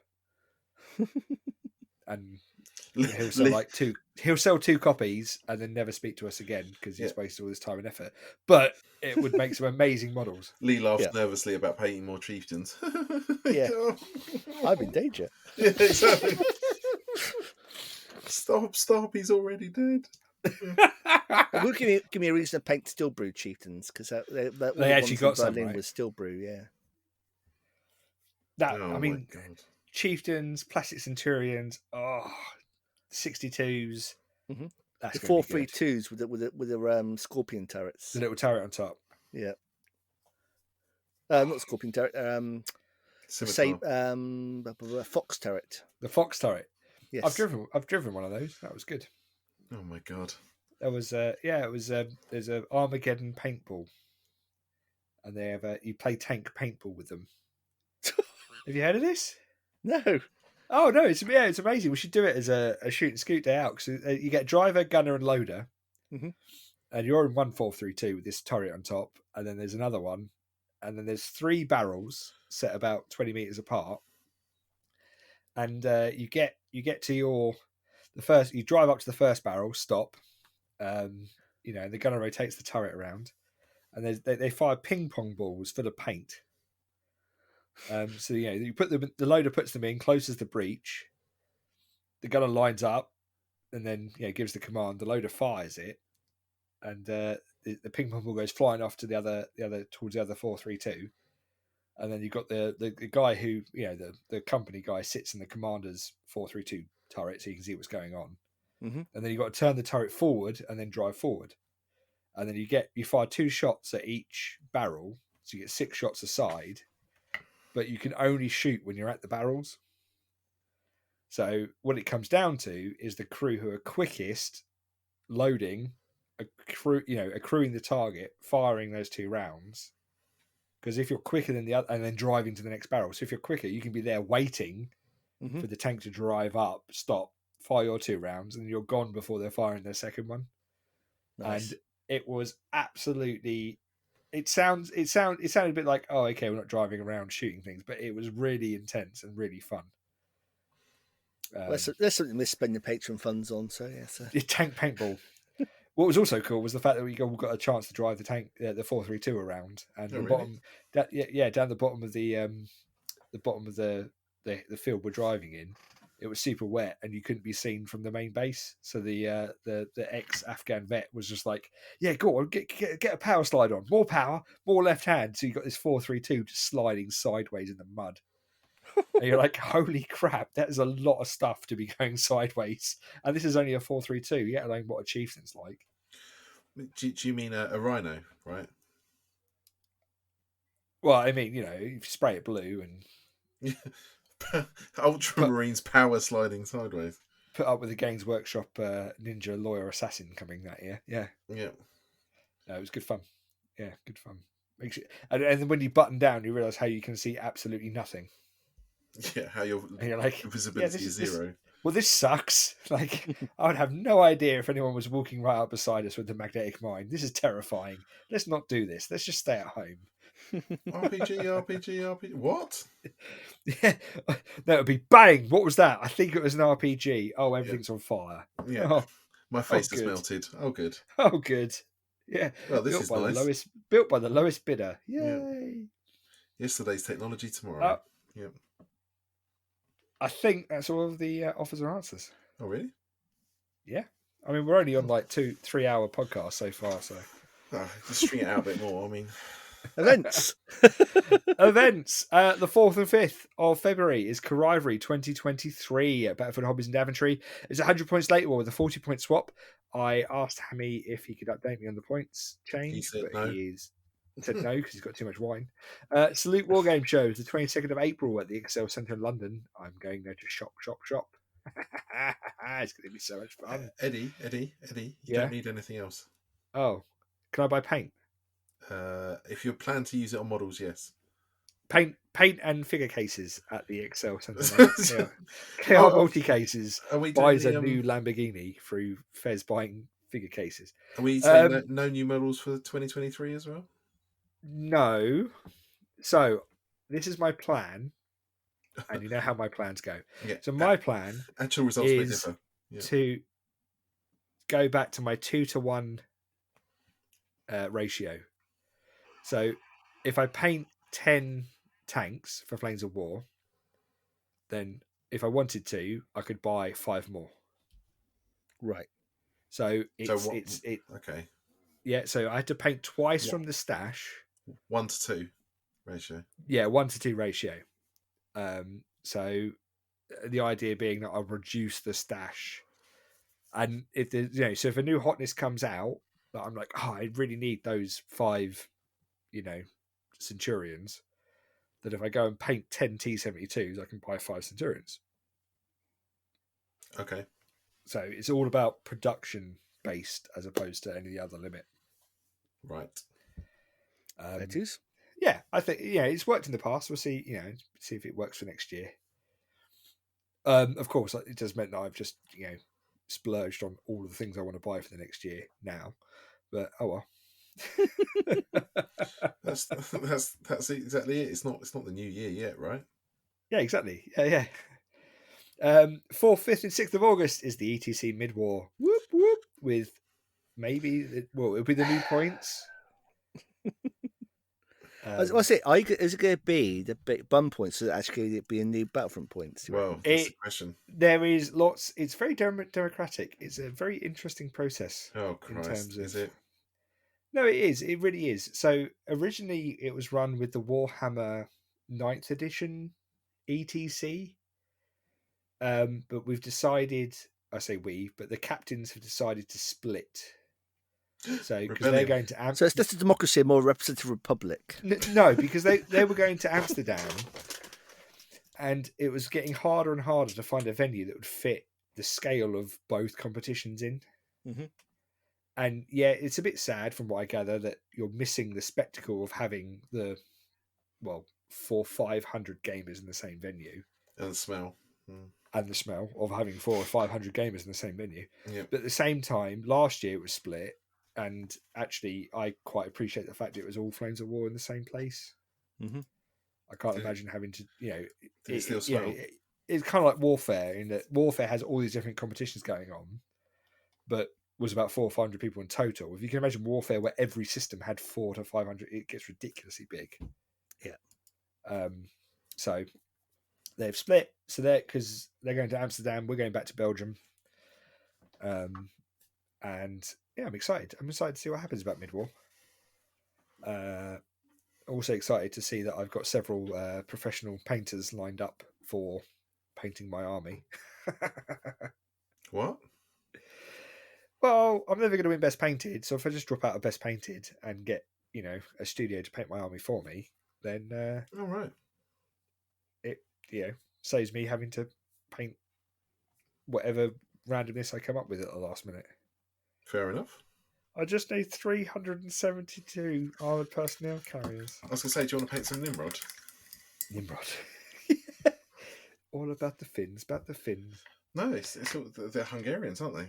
Hungarian Nimrods. Oh, Nimrod. Yes, sorry. Yeah, no. I was going to say, if you what was the Finnish one? That was the. That's the landmark. It's the space. Which looks exactly the same, but isn't exactly the same. It's not exactly the same. Turret's different. Turret's different. God damn After it. buying how many done? Some. Too many. Yes. I don't even know now. 40. I think next year we're going to shift. I'm going to paint the 1,000 points, and you're just going to end up with 3 storage containers for the models. Yes. 2023, the year of change. The 23rd and 24th of September, Flames of War UK Nationals at Battlefield Hobbies is also mid-war, probably using the same points value because, hey, just painted an army for one. Why change it? Stop.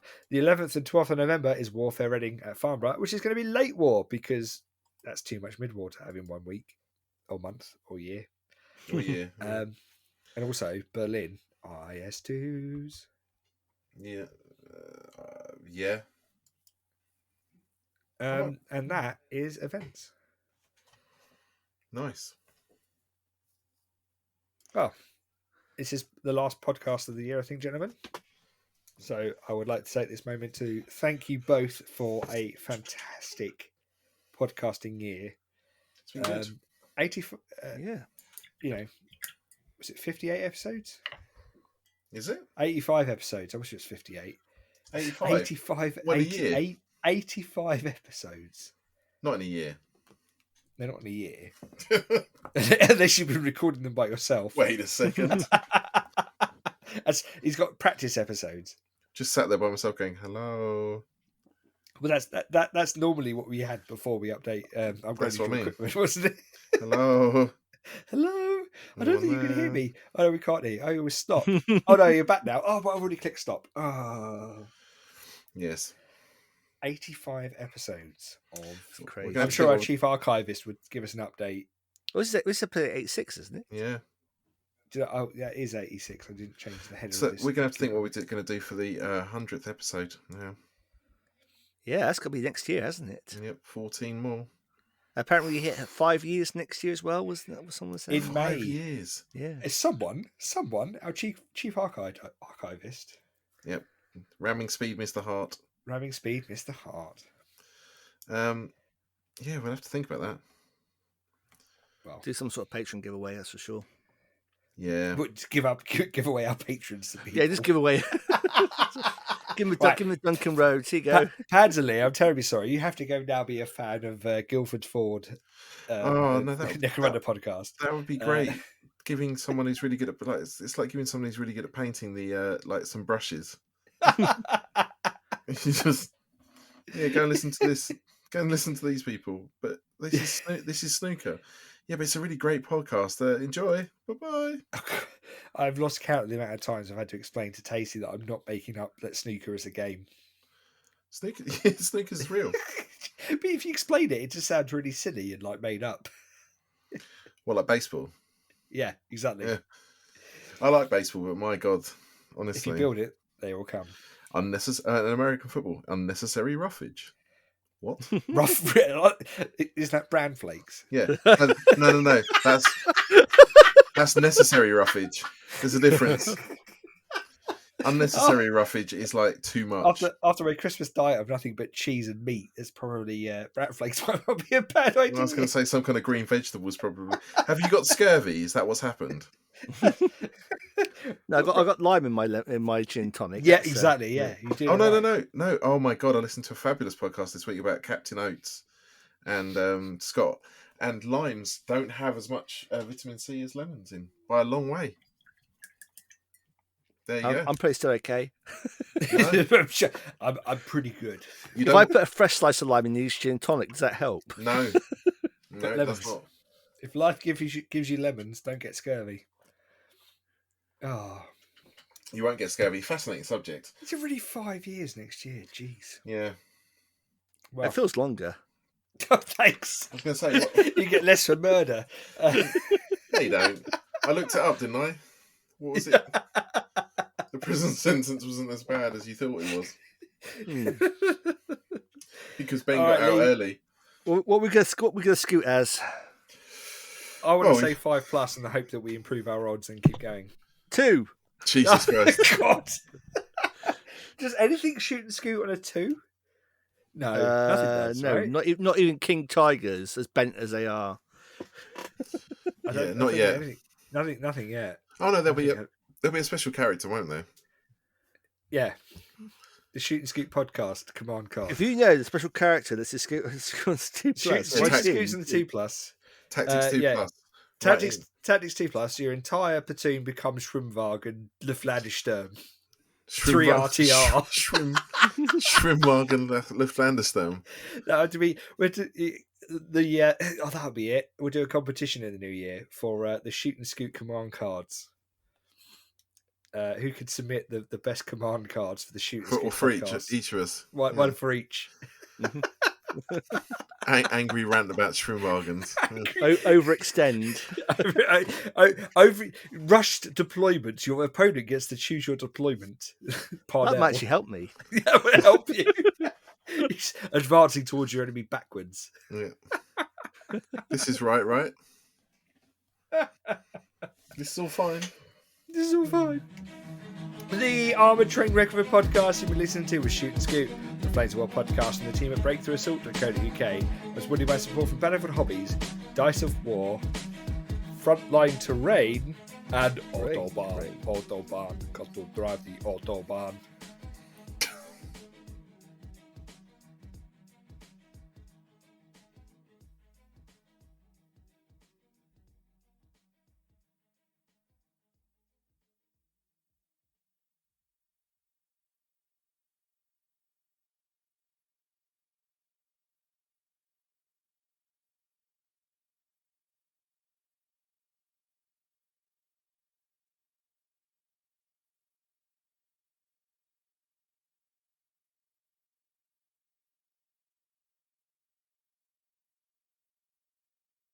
Operation name. That's a stroke of genius with that D&D spell. That's a brilliant round, Duncan. It's hard. It's harder Good. than I thought. King Snatch. I cast Market Garden. Salad appears. I instant cast Operation Dynamo. Paperclip. Did I stutter? I said fireball. What's but Bomber Harris, that's Dresden. Think of the Did I stutter? I cast fireball at Dresden. Do you reckon he rolled 8d6 for the number of bombers that were going to take part? Okay, well, how many thousands of casualties have you got? Roll those dice. It's a windy day. That's a +5 modifier.